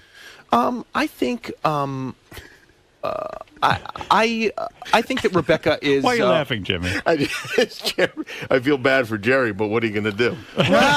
Listen, I think being that so careful. I realize there are demands made of me that if I was with another woman, I would probably say shut the fuck up, And when I'm very grateful to be with Rebecca, and I just don't want Jimmy to fight. would never put up with that. Jimmy, if Sarah walked in the room and said to you, "Look, I'm putting music on. Turn that fucking football sound off." I wouldn't even hear the words. You wouldn't? They wouldn't even penetrate my head. Sarah would get tasered, right? No, but you know what? She knows that she knows that I enjoy that, and it's part of the kind of, the deal. And so she lets it happen. I'm afraid Jerry didn't, teach Rebecca right from the start. Like Jerry's on the losing end of every argument? Is that how you're feeling? That's how I'm feeling. Rebecca gets her way all the time. Like Rebecca has a sign up in the bathroom to remind Jerry to put the toilet seat down. Actually, I did get in trouble. I was putting the lid down, and I'm told to keep the lid up and just keep the seat down. Wow. I There's did too get many in a little rules. bit of trouble for that. Yeah. Jimmy, you put the seat any way you want, right? Yeah, well, sure, of course. But part of the thing is she has her place, I have my place. So, her place is she gets to decide what goes on, and my place I decide what goes on. Jimmy told me he pees on Sarah. He doesn't even. He doesn't even go to the bathroom anymore. He just pees on Sarah. Just go wipe down. Little R. Kelly. You know, you get back at a hot chick, you disappoint them during sex. That's what I do. Yeah, that'll teach him. That's my strategy. 970P. The extra E is for extra P. Oh, Rebecca's a lot of fun. Lot of fun. I got to hang out with Rebecca, as you know. I know, I and mean, has she is fun. Wonderful things to say about you, and especially Beth. Really likes Beth. Who does she like better, Howard or Beth? I think she likes them differently. I mean, that's a terrible question. She likes me better. I know that. Jimmy's just trying to. I don't think that's true necessarily. Jimmy, you're a troublemaker. I think Rebecca thinks Beth is a really special person. I think Rebecca thinks you're. But Rebecca, if push came to shove, Rebecca would rather spend the day with me than with Beth. I'm not so sure about that. Oh, I know it. Okay. Yeah, but I'm sure Rebecca paints it differently with Jerry than Right. Right. He doesn't want to make Jerry. Rebecca jealous. thinks you'd rather spend the day with Jerry, Beth, or Howard? Beth. Of course. Well, then that makes sense. You're a guy. Well, I'm extra special to the whole world. Beth is special, but I'm extra special. I'm halibut. Do you know? There's some things I would like to bring up from our vacation together, but I don't know if it's cool to bring them up. Well, yeah, it's cool. But first of all, I just want to say that people should know that Jimmy is such a super fan, and in a way he deserved to win the contest, because whenever he wants to hear the Howard Stern show in his house, he turns to Sarah and goes, "Halibut." And that means turns put on it the radio. Wow. She does it to me, too. That's our code. Halibut. Because of the bit I do, my father loves halibut. Do they have the halibut? The halibut? Halibut. My father, you turn him on to something if he likes it, now he thinks there's no other fish in the world. Do they have the halibut? That's my old man says. And I go, Dad, I don't know if they have the halibut. And when did it become the halibut? But I think you always know if they have the halibut because you have to check ahead. But you know what? He likes every fish. It doesn't matter, but he thinks he likes halibut because he had it once and he liked it. Probably does like it. Do they have the halibut? Do you want to hear something weird? I don't buy newspapers anymore just because you get it on the internet, and I sort of canceled all the subscriptions. Right. But I flew in yesterday and I bought a New York Times, and now when I get the New York Times, I think of your father. Isn't that weird? Yeah. Well, my father, that's his Bible. Yeah. Like if I was a writer for the New York Times, my father would think I was great. Like anything with the New York Times. But it's just funny how you affiliate things with things, Like I think of your dad when I pick up the New York Times. My father's already read the entire New York Times. Front already to back. done. It's already done. For the day. And he can quiz you on it, and we'll have opinions about it. And as long as you talk about that, you're fine. You go off into any other area, you don't want to hear from me. Unless it's halibut. But you are just like your father in a lot of ways. I know. Because Absolutely. when we sit down for dinner at around 4:30 in the afternoon, when you sit down to dinner, That's not true. You better be ready. Well, fortunately, Beth is around to negotiate a later time. Right. Or else, Well, I'm hungry. If it was entirely up to you, it would be early. That's funny. Beth calls and goes, listen, we can start negotiating dinner. Howard wants it at noon. Is that the funny thing you wanted to tell about the vacation? No, but there is definitely a lot of anxiety there as far as ordering quickly goes. Do you have to order quickly with Howard? Oh, yes. Because it's really? Oh, yes, you do. Well, I just wanted to mention a couple things because Sarah is very bad at ordering, and the great part is she doesn't think she's bad at ordering, but everything's positioned as a question. Like there's something on the menu, it's like she's a vegetarian, which makes everything a problem. But she'll be like, veggie wrap. And then the waiter doesn't know what to do because it's being positioned as a question. Right. And really, you just say, veggie wrap. That's what she wants, right? Right. But it becomes a whole thing. But when you're around, she gets her act together and kind of prepares for what she's going to order. So is she nervous around me? Well, no, but I think she understands that, everything has to go exactly your way or we have trouble. Is that true, or you just know that from the radio? Howard, everyone's nervous around you. No. Why is everyone nervous I'm not around nervous me? around you because I share the same anxiety about wanting, I feel like, the waiter's got to get the order and I don't want to waste their time. And you know what I all find, that stuff. and tell me if you guys find this. When I finally get to a restaurant, no matter what time it is, I'm hungry. I want to eat. I'm really hungry. And no amount of drinking is going to satisfy. I don't want to socialize.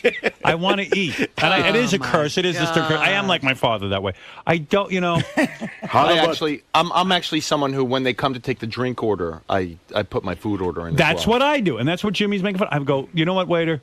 Here's the drinks. I know everything I want right now. Yeah, I mean, it takes me 3 seconds to analyze a menu. You don't have to be a rocket scientist. Hey, to look there's over a name menu. for people like that. It's called an asshole. Am I being an asshole? Well, no, it just feels like you're rushing the whole thing, The whole but what's idea the rush? is to enjoy the company. Yes, but if to the order, take your time. But if the order, you know what? There's such a thing as too much time with people. I will say in Howard's defense, most people don't think it's 30 seconds. It's not a short meal. There's a long plenty meal. of socializing. It just more of it happens after the meal than before the meal. Oh, it does not. He's gone halfway through the meal. No. I didn't. Not on vacation. No, come on. Am I like that? Not, I mean, not I on love vacation. But you do like to order right away. I do. I want it done. Well, I think restaurants appreciate it too because they have turnover rates that they have to. He's not leaving. stay According forever. to Jimmy, he's just ordering fast and not leaving. Yeah, And you want to know what's fun? Danielle's a big turnover play. No, but you know what's fun? Like Beth and I, and Beth is this. Like she'll say, "Oh yeah, he's terrible. He orders fast and all that." She loves it. We get home, she goes, "Thank God you order fast because I got home." What? This is your interpretation of her Ask her. because we have heard you interpret She won't her say it on the before, air. and then she calls in and corrects the whole thing. I love being with Jimmy and Sarah, but I swear, like if we're on vacation together, we meet for dinner. There's like an ebb and flow to it. I mean, it's enough already. Yeah. It's like we've sat for an hour and a half. That's it. Oh no, we'd had longer 2 meals than hours. an hour and a half. We say. have fun. But when Beth came out to L.A. a couple of weeks ago, we went out to dinner at like 9:30 p.m. Yeah, you guys. And we were probably out to midnight.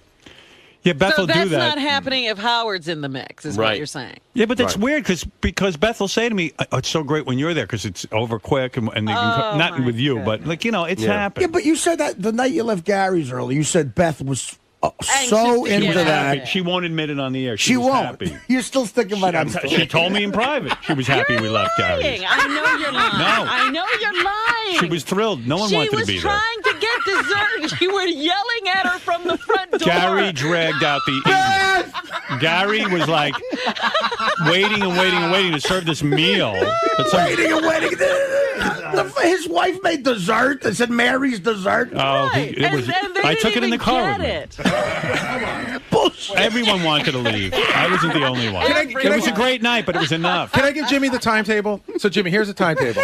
Arrive at my house at 7 o'clock. Right. Yeah. And where you have drinks and hors d'oeuvres. You wait around, right? We sit down to eat. Forever. We're supposed to start eating at 8, but we start, because Artie was a little late, so we start eating at about 8. So I get penalized. We start eating at 8:20, okay? Right. I never eat for more than an now hour. the meal goes fast. In fact, I had a guy who was going to talk about wines. I cut that. So at 9:30, He's taking things out of the program. I'm taking things out of the program. At 9:30, we have eaten a full meal. We've eaten like salad, the main course, and everything. And now they're bringing out dessert. And Howard gets up and leaves at Dessert. Gary 9:30. goes, Dude, it an was hour. the best. We were getting our main course. Entree. That's Gary right. goes, He left. Mary made dessert. And I go, Who cares who made dessert? So Beth goes back into the kitchen with Mary to try to get some of this dessert to take home. Howard's at the front door screaming her name. Well, I didn't want to interrupt the dinner. My entree was being set down, and I was at a table with Ronnie. So Howard gets up At and the kids' table. Yeah, so Ronnie has to get up to get Air Force One ready because Howard got up. You want to know something? The entire thing is disturbed. I'll admit it. Don't invite me anywhere because I'm an asshole. Okay? If that's what everyone wants to hear. You want to know the truth? I'm not doing it to be rude. I just can't take it. I don't understand. It's like torture. But can I tell you something? It is rude because what you're saying is talking. Your presence. What you're saying is this. I understand. It's a job. Here's why it's rude. Would you want to be doing this if it wasn't a job? What you're saying is I don't care what regular people do or how any of you feel. This is how I feel, and I'm going to do what I want to do. I disagree. By the way, I'm going to disagree, and I want to just do a very rudimentary psychological analysis of this because I do have this to a certain extent with my circle of people. Everybody's so goddamn concerned with that you're happy, and look, even you canceling the wine. Just do what you want. Because Stop focusing on me. It makes you uncomfortable. It makes you feel like, Jimmy, everybody's looking at me. Everybody is following my lead. Yeah, but Howard doesn't know. Howard doesn't know lead. Gary canceled all that. He did not Jimmy, know. here's the difference between you and Howard. If you don't like the way things are going, in other words, I'm having this dinner, but I know every second of the way, that every little piece of it is going to be critiqued on Monday morning. Yeah. Right. So of course now I'm calling audible. No, I do the same thing. I do the same thing. I might when we're done here. Maybe Jimmy will hire me. Jimmy's not hiring. I know. It could happen. You never know. You never know. Well. I do understand to a certain extent, even if you're not. Do you have a bad trying time to do on it. vacation with me, though? No, I have a lot of fun on vacation. We do, right? Yeah. So am I a drag? Not at all. No. Although I got Be upset. honest, Howard is rude. No, am I? No, not at all. No, not at I'm all. not. No. You are. No. You can be. No, well, I'm not. I don't see that. I don't see it either. The word isn't rude. You, It can be abrupt. You can be abrupt sometimes. I'm doing people a you favor. can say abrupt all you want. I invited You're rude. Howard to go to the Rainforest concert with me once. Yeah. And you know how he's saying he left during intermission at this one? Yeah. He did it to me, too, only he didn't even say goodbye. Well, I didn't want to interrupt you. I was being considerate. The I was. Started up again. He was there. Yeah. And then I turned to say something to him. The whole row was empty. Yeah. And he took everybody with him. Robin, honestly, I did that to not be rude. I did that to say, she's sitting there enjoying herself. If I make a whole big goodbye, it's annoying. Like let her have her good time. Why should I ruin? And then she's going to be like, oh, he's leaving. He probably didn't have a good time. I just left. That's all. Well, I wanted to have a good time with you, and all of a sudden you were gone, and I was like, oh my God, did he not enjoy himself? He didn't even say goodbye. I honestly didn't do it to be rude. It's called a French exit because it's a rude exit. Is you it? don't say goodbye to people. Wow. But What time do you- I have no problems with What it. time do you wake up in the morning on, say, though, when you're on vacation? What time do you get up? Oh, probably around 7. And the weekends and stuff. See, Howard gets up so early I get that up it at 5. seems much later to him, I think. Yeah, I mean, we it went does, away and to. I get up at 5, and then I hate Jimmy because you're waiting and waiting and waiting. Like Gary He doesn't with get Artie. up with you. He doesn't get up, and then he comes out of bed like Artie doesn't get up until noon. he starts eating. Noon is early. Same with Jimmy and Sarah. They don't emerge from their room till like noon. I'm like, the whole day is over. Well, can't you entertain yourself? What are you, a loser? No, I do. But then they want to go to dinner together and they want to eat late. And I'm like, well, I've been up since 5 in the morning. See, here's an observation about you and Beth that I think is, I don't need Jimmy. Unlike you, I don't need someone to entertain me. Trust me, pal. You had Beth with you. I don't need Beth to be with me to entertain myself. Here's an observation I'm busy. about Howard and Beth that's really admirable. Like when we went to Bubba's wedding, we were staying at that hotel. Like I woke up what I thought was really early. Like 7 o'clock is early. And I see Howard and Beth they're coming over from the beach. They've already run for an hour and are walking on the beach. And like they've already done half a day's work. I start my day. Yeah. That's it. But what, you never think about sleeping till like 10 on a vacation? I do my ablutions and then I start my day. Who can do it? Yeah. Everyone else besides you, too. I don't know. Robin was out there early, too. I was finished my run when I saw them running. Right. How's that vacation? You getting up and running? I don't know. Look, what am I going to do? What are you running from? Yeah, right, exactly. What are you I'm running running from? to stay in shape. I want to be in shape. Yeah. That sounds awful. Oh my goodness. Do you think they'll- What to else be do- on am the I- beach am is I so not fun to be horrible. on vacation? No, with? you're a lot of fun to be on vacation. Yeah, I thought we had a good time. There was one other funny, but it's not fun to talk about the normal stuff. But one of the great things was when we went into town. We were in Mexico. And That we upset me. Oh, that was great. That was a whole thing. I wouldn't go. I wouldn't go. Leave the resort. I would never go to any town in Mexico. Howard That was isn't- certain that for fear of banditos- kidnapping? banditos were going to kidnap Beth. I understand that. When you leave New York, you're camping out. So. I was so dead serious. Jimmy goes, "Hey, let's go into town," and I didn't go, say it. Beth and Sarah wanted to go to town. No, Sarah wanted. Did you want to go to town. Carlos and Charlie's or something? Or Or just, they know. wanted to go shopping for whatever. trinkets. Yeah. Papas and beer? I said to them, and I was dead serious when I said this, and I really felt this way. I said to Beth, listen, don't go into town. I've been reading about these kidnappings. In fact, in Mexico Oh, my now, God, I was kidding, but I was but right. in Mexico, they're kidnapping country singers and killing them. Yeah. The Mexican country singers. Then Yeah. you were safe. Yeah, we weren't. Oh, wait a minute. We were with a country singer. And the fact of the matter didn't think of that. That's Yeah. right. And the fact of the matter is, I said to Beth, go ahead if you insist on going. But when you get kidnapped, don't fucking call me. Because I told you not to go. So I'm sitting there, I'm waiting for them to get back. I'm waiting. They finally come back, and Beth wasn't kidnapped, and everyone was safe. And they're describing they went into town. They had sodas. They went to like margaritas. Yeah. They had all this fun. They had a great time. And I was perfectly happy staying right at the resort. I don't need. Why would you leave heaven? Were you honestly worried that Beth was going to get kidnapped by banditos? Yes. But you were worried, but you didn't come with her to protect her. I don't want to. Please, that's the last thing he's going to do. No, you know what was scary to me? What? There were people we were with, and not anyone, not Jimmy and not Sarah, and not me or Beth, but there were people we were with who wanted to get into town to buy pot, I heard a rumor. Oh, I see. And I said in Mexico, if you go and approach people about pot, they're either going to kidnap you, kill you, or arrest you, and you will never see the light of fucking day. Jerry, am I right? Am I being an asshole? I have to tell you, when we go on vacation to Mexico, we don't leave our resort either. Of course. And we actually do it because this is awful, but we don't want to run into other people who are going to know Mexicans? us. No. You don't want to run into Mexicans. Fair enough. No. We don't want to run into people who are maybe going to want to take a picture or anything like that. Now, these places are filled with touristy type people, right? And they think because you're in another country, it's their right to hang out, that you have something in common. And the fact of the matter is, that we really have nothing in common. We just happen to be in the same country. Whatever your reason is, you don't leave. And that's my feeling, that's too. the move. I don't. Also, right. when you go to these resorts, they're so expensive. I don't want to waste 1 minute of time. And the food is terrific. They're going into town to find food. You wouldn't find better food than where we were. Right. Where do you think you're going? You're going to have better food than what this is. I think what you wanted was an authentic Mexican wanted. experience. I figured I'd just go along and see what happens. He wanted senor frogs. Jimmy's very easygoing. I'm not. I'm not easygoing like him. He has fun. I don't. That's true. That is very true. He does. He has fun. You don't know how to have fun. Like, he always looks like he's having more fun than me. I see him and Sarah sitting at a table. They're having lunch, and they look like they're having a lot of fun. They slept till 11. Just in the last couple, Because I sleep. Yeah, right. in the last couple of weeks, Booker had that. His girlfriend threw him this surprise party. It sounded awful. Howard decided it was going to be an awful experience without going. Oh, I knew it. I got that email from his girlfriend. You should hear this. Come to my boyfriend Booker's surprise birthday party in Atlantic City. Okay, so far so good. Then she goes and she writes, this is Alicia, the newscaster in Philadelphia. She goes, and what the girl who punched the woman in the meat market? There was no punching. Allegedly. Allegedly, please. If I've gotten elected and then 20 referred and then referred to the police officer as a lesbian.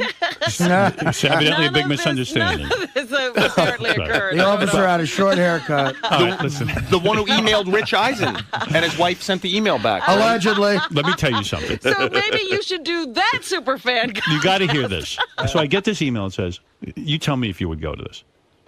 Come to Chris Booker's surprise birthday party. I already know. Right. I'm having. Stop there. Listen to this.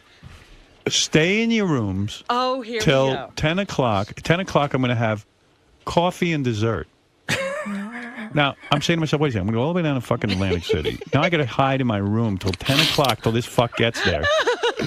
for his birthday, so he won't run into me. He's Did gonna they go. ask you to hide in your room? Stay in your This room. was Stay not- away from your room. This is how he described it to me. He had And always almost the reason talked it me out of changed. going. The reason it changed is because I spoke about it on the air. Oh, stop it, Howard. So stay away from blah blah blah. I mean, just stay out of the hotel till 10 o'clock. Hide in your room is what she's saying. It was not that way And at all. then I'm going to make coffee and dessert. What about fucking dinner?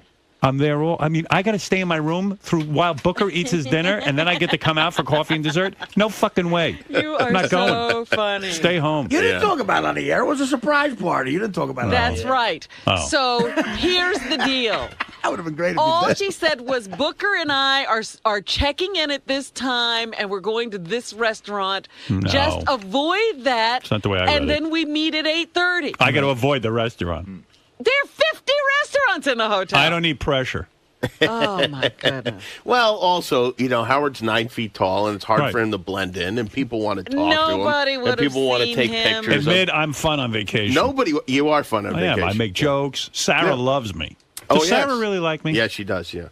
Does There's she a lot like of Beth? gossiping. Yeah, she loves Beth. I don't know if she does. She Why loves do you Beth. say that? She does? Loves her. Yeah. All right. What gives Yeah. you that impression? What is going on? I don't know. I'm over just there? trying to Stirring up just things checking up? it out. All right. You guys play Scrabble or something when you're there? Or? Jimmy does. Yeah, Sarah and I play Scrabble I fucking constantly. hate. I played with him once. It was horrible. Like, because you had a really- performance like mine on the Superfan? Yeah, well, yeah, they're really good at it. And, Yeah. and They like, know all those words. They know words. And Yeah, it's hard to just jump into Scrabble. There's Yeah, a lot of I'm little not a words. Scrabble guy. I mean, I'll play, but Scrabble is like, who wants to know words? Words slow me down. Where does the fun come in on the vacation? Howard's a Yahtzee guy, a travel Yahtzee guy. Jenga. No, I'm a chess guy. Oh, right, of course. Yes, You wouldn't know that. You should listen to the show, Jerry. All right, let's go back to Eric the Midget, who really did want to say something. Oh, Him again? Well, right. no, He's I been promised holding him. on. Yeah. All right, Eric, go ahead quickly. I was going to talk about my shows that I have tonight and tomorrow night. Well, Bye. that's very exciting. Take care, Eric. Eric, do you ever consider that your timing is horrible? That like we're having this fun conversation, and then all of a sudden you get on and all you want to do is plug. Well, I told the people in the room since I was in my chat room since I wasn't listening to let me know when the contest was over. They let me know a bit too early, obviously. All right, quickly, what do you want to plug? If fun were a car, you'd be a speed bump. You understand? Do you guys ever listen to Eric's broadcasts?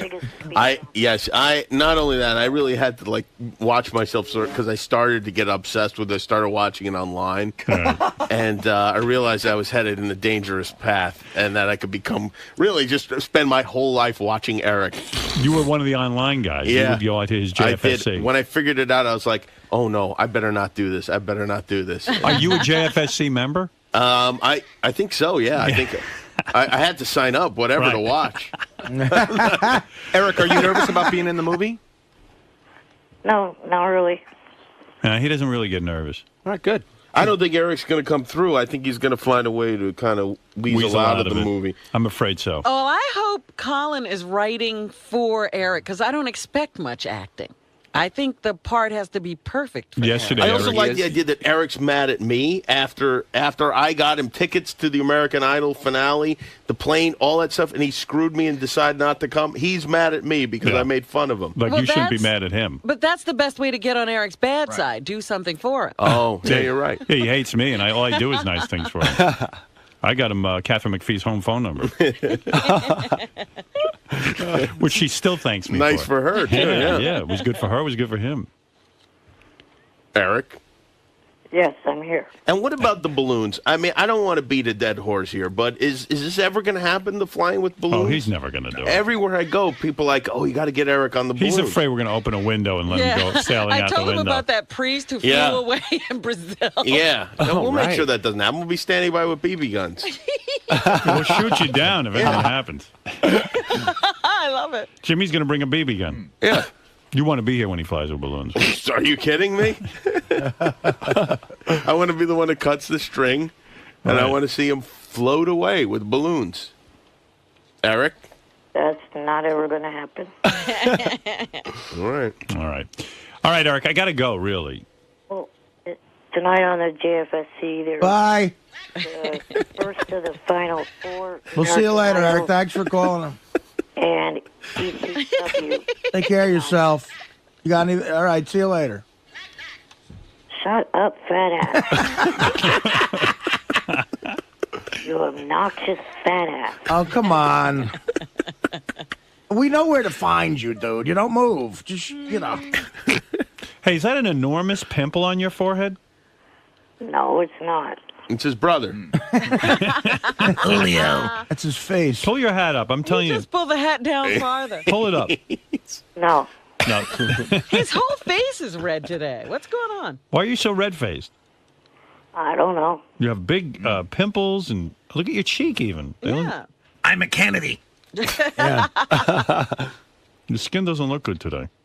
What are you doing? Did you try some new product? No, I have not tried a new product. All right. All right, listen, I got to go, okay? I got a lot to do. Okay. All right, thank you. I'll speak to you later. Bye for now. Break a leg. That's what actors say. Right. And you should listen to Jerry about taking him up on some acting lessons. Yeah. If you're smart. Guy's been around the block, knows what he's doing. All right, thank you. No, Eric. Let's go to Greg. Greg, go ahead. Hey guys, how you doing? All Love right. the show. Been a long time listener. I love Sirius. Two quick things. I wanted to ask you if you felt uncomfortable being around Jerry after having his girlfriend naked in your apartment, and you never come on. really told us if you banged her or not. I never banged Rebecca. I'm friends with Rebecca. And I should also say I had never met Rebecca at that point. That's right. So for me to get upset with her about something that Rebecca at happened that when point- Rebecca didn't even know I existed on this planet. Rebecca So- at that point was in a very unhappy marriage. She turned to me in a moment of need.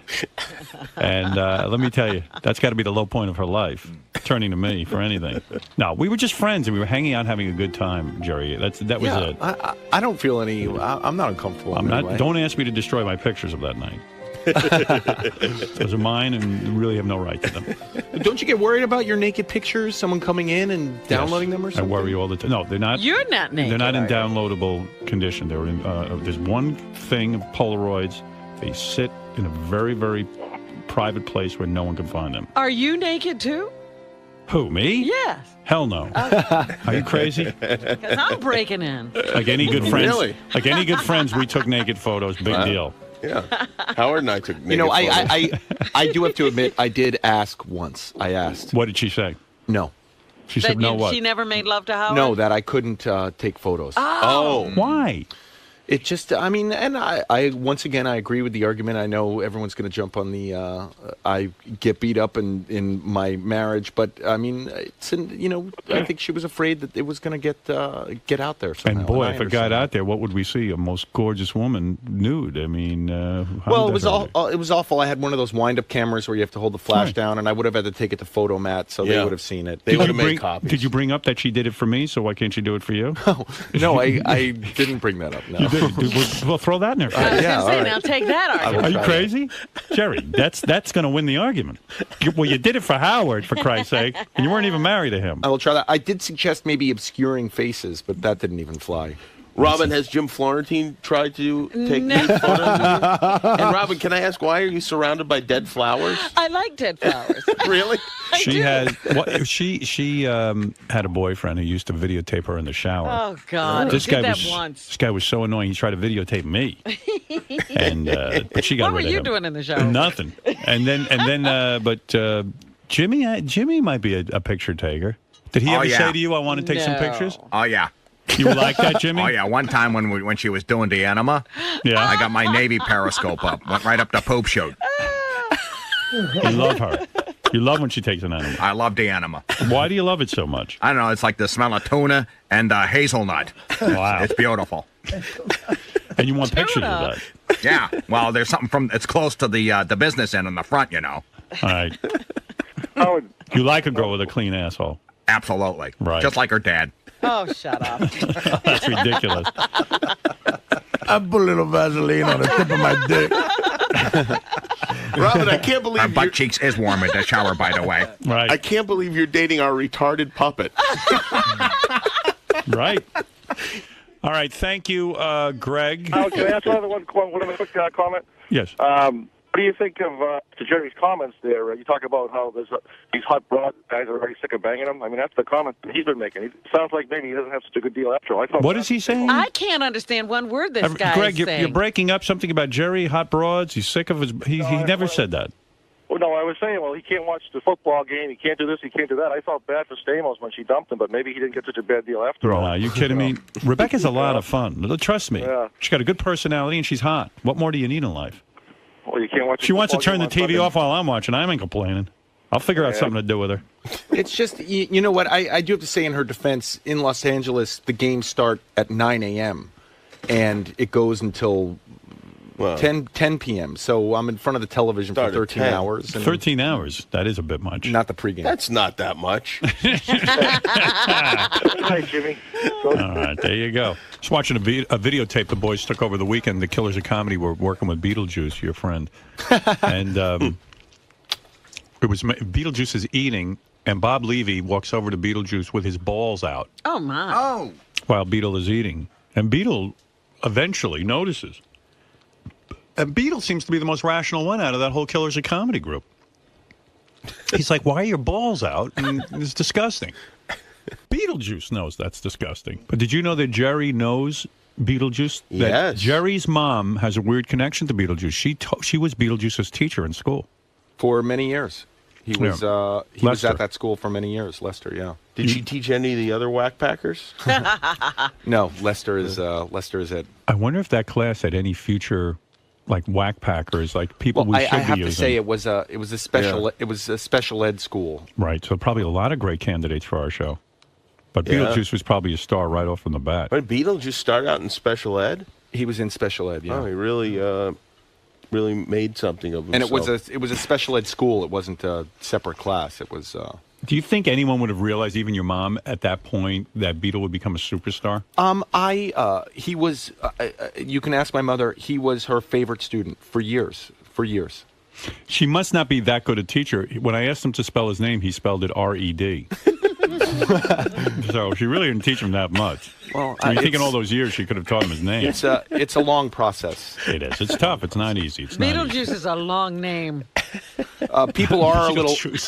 You know, my aunt also taught at the same school. It was a school called PS 31 in Jersey City, and everyone's very concerned because Lester still goes out locally in Jersey City. And everyone's concerned about his drinking, actually. Yeah, he does drink a lot. He's not drinking enough or drinking too much? Drinking too much, that he gets very drunk. Oh. Well, you know what's funny? For some reason, Lester Beetlejuice can only spell R-E-D. That's it. Right. Did your mom ever think to change his name to Red, which would have been a great name for him? I don't think she was empowered to do that. Right. I think she was just working for this. It would have made more Jersey sense City to go with State. whatever he could spell. That's my John Hine. John Hine, you were actually the answer to one of the trivia questions, but unfortunately it was the wrong answer. Jerry guessed you on one of the questions. Do you remember that? Yeah. I was the announcer when the show started, Right. but it was George Takei. George But I Takei. appreciate it anyway, Jerry. A lot I people do confuse those guys, though. George Takei and John Hine. True. John, who has gotten 80 looks like- blowjobs in his lifetime. Go ahead, John. Oh my! I never said 80. Jerry O'Connell and Near Jeff 80. Jerry O'Connell and Jeff Probst gave it their best shot, but it was Jimmy Kimmel who emerged victorious in the inaugural Celebrity Superfan Contest. Right. We'll talk about the difficulty of the quiz, how Jerry should take pride in not winning the contest, how Jeff knew Howard's family but couldn't come up with all the quiz answers, how Jimmy failed to recognize the voice of Crazy Alice, Wow. and if all three contestants are worthy of the title Celebrity Superfan. To the Super Bowl? And a beautiful. Right. Fractions and everything. Son, what's going on over there. there? What's happening? Fred, what are you doing? You know what? I had the pot up there. I guess they just started rolling. You had the pot up. For the tape that we had before. I forgot to bring it down when they stopped it. All right. How about after day 2 of History of Howard Stern, I called up John Hine. I called up John Hine, of all people. Why did you call John Hine? Well, I didn't want to bother anybody. Important? Well, I don't want to say important, but, I mean, he does the wrap-up show. I thought it would be less. I thought I would be more likely to get him there. It'd be like if you called the White House and you asked for Condoleezza Rice. Right. You know?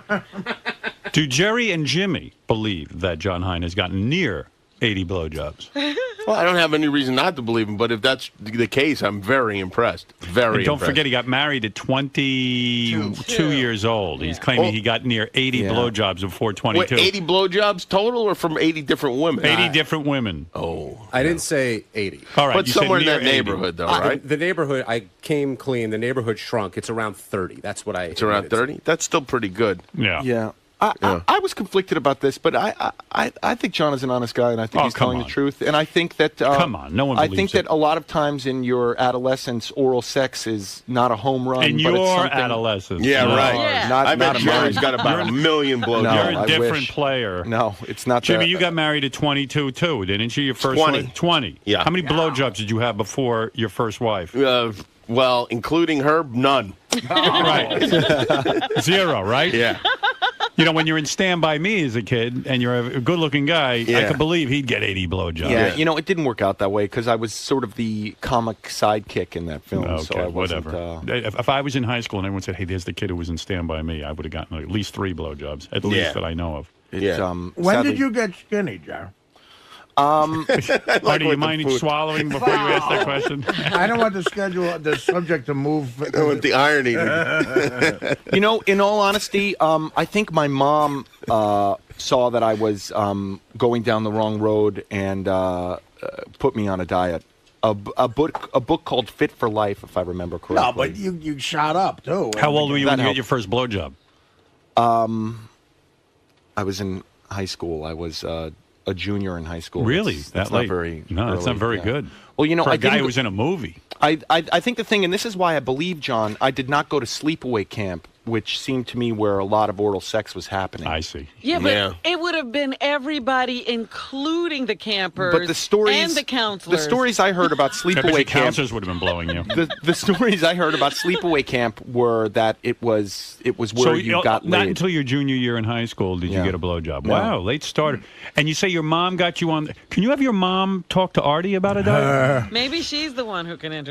You know, it's pathetic. I'm about 8 years older than Jerry. Right. And my first blowjob was when he was a junior in high school as well. You know, Artie, I have to say, I don't think you've hit crisis period, but like you know, you don't?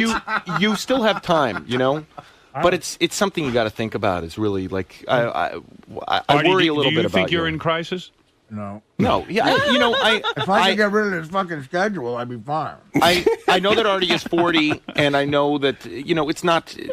I don't think he's in trouble yet. Well, the thing about Artie that I admire, besides obviously he's very funny, is that every time I come in, he's got something new going on. He's like Madonna. Now he's got the black eye. He's always reinventing himself. Right. He's changing. That's a different level of dirtbag. Always working on that look. He really looks like a degenerate now, doesn't he? I mean, he's full-fledged. It's kind of terrifying. It really is. I really have to say, when you stood up, I got nervous. I So, heard you know about what? that guy. Much like the heroin thing, maybe a year from now I'll blurt out the real story behind the eye. What is the would be real good. story? Uh-oh. Swallow it before you. I'm sorry. Yeah, don't choke. I think most likely, I mean, just if you were going to work the numbers, it's probably a domestic dispute. Yeah. That would be my. What happened? I don't know. Yeah, he's all alone Honest, in that sorry. What happened? What happened with the eye? I'm kidding. Yeah, you really just fell and went into a. Yeah. Yeah. That's worse in a way to me than if a hooker punched you in the eye. Jimmy, you recently named Artie one of your 5 favorite stand-ups. Is that yes. true? Well, yes, absolutely. Oh, yeah, I love Artie. I love Hey, him. that was what in Love him. Reader's Digest he did. Right? That's right. Yeah. That was very nice. A lot of people read that. 4 favorite, I think it was. Yeah. 4 favorite. Who were the other 3? Comedians. It Who was your other favorite? It was Sarah? no, Sarah wasn't on there. There were people that I felt like I wanted to name some people like that. If people, especially who read Reader's Digest, hadn't heard of. I see. Zach Galifianakis is a very funny guy. Chris Elliott, Artie, and there was one other, but I forgot who it was. You forgot who that was? Tracy Morgan. Tracy Morgan. Yeah. I like that you can't even remember who you named. Tracy Morgan. That's right. Yeah. Tracy's so funny. I wrote it like 6 months ago. I don't know. Let's get back to John. John, all right. Anything else on the wrap-up show? Yeah, when Artie had his Teddy outburst, Jerry actually called and we had a little conversation about it. He was genuinely concerned and wanted to help out. I was worried about Artie relapsing. That was my one concern. There's somebody blowing John right now. John, that's disgusting. weird. Not in the studio. Wow, this guy really 81, 81, dude. 81 blowjobs. Just keeps on His climbing. penis is like a divining rod to tonsils. Jerry, what is your number of blowjobs right now? How many different women have blown you in your life? You know, I never counted blowjobs, but you know, it's not that high. I'm not really a blowjob guy. I'm You more don't of enjoy it that much? Yeah, I prefer to hit a home Just run. get right in it. Me Yeah. too. I'm with you on that. When you run out of count, that's a good sign. The single most depressing fucking thing ever is when we asked Pauly Shore how many playmates you fucked, and he went, I don't know. I wanted to jump off the Chrysler. Wanted to kill you. So I remember that's when you started doing heroin. When the first month I moved to Los Angeles, I went to a discotheque called Guys on Beverly Boulevard, and I right remember by Jerry's Deli there. Exactly. Yeah, I used to go there sometimes. And it's amazing how Artie He's landmarks. Yeah, his landmarks are restaurants. Jerry's Deli was open all night. When I wasn't getting a blowjob, I was eating at Jerry's Deli. There was a girl who went on a date with Artie and said every landmark he took her to was a restaurant. Real truth. Well, yes, it's down by Katz's. Pauly Shore was at the monitor. They had a camera outside, and he was pointing to the monitor and telling someone to radio the bouncer to let that woman into the back. He's a stud. That guy. He's an operator. He's an operator. And you know, you can't blame a guy. I mean, it's like the Wizard of Oz back there. He is really. Yeah. Jimmy, I'm surprised you never used your late night prowess, your fame, to fuck lots of girls. You were really very, very faithful to Sarah, and you right out of your marriage. Did you sleep with anyone else? It really fucked up. Did you sleep with anyone else before you? No. Wow. Yeah. So you've slept with 2 women your entire life. No, 3. 3. Wow. You're really a monogamous kind of guy. Yeah. Look over there, John Hine. Not by choice. John Hine has Is had whooping you. way more. Yeah, but really, John am I Hine that is much beating better you like- looking than John Hine? I mean, look at us. But Jerry O'Connell's Practically laughing at you. related. He looked at you and actually started laughing. No, well, I was going to say, No, John don't Hine is even- beating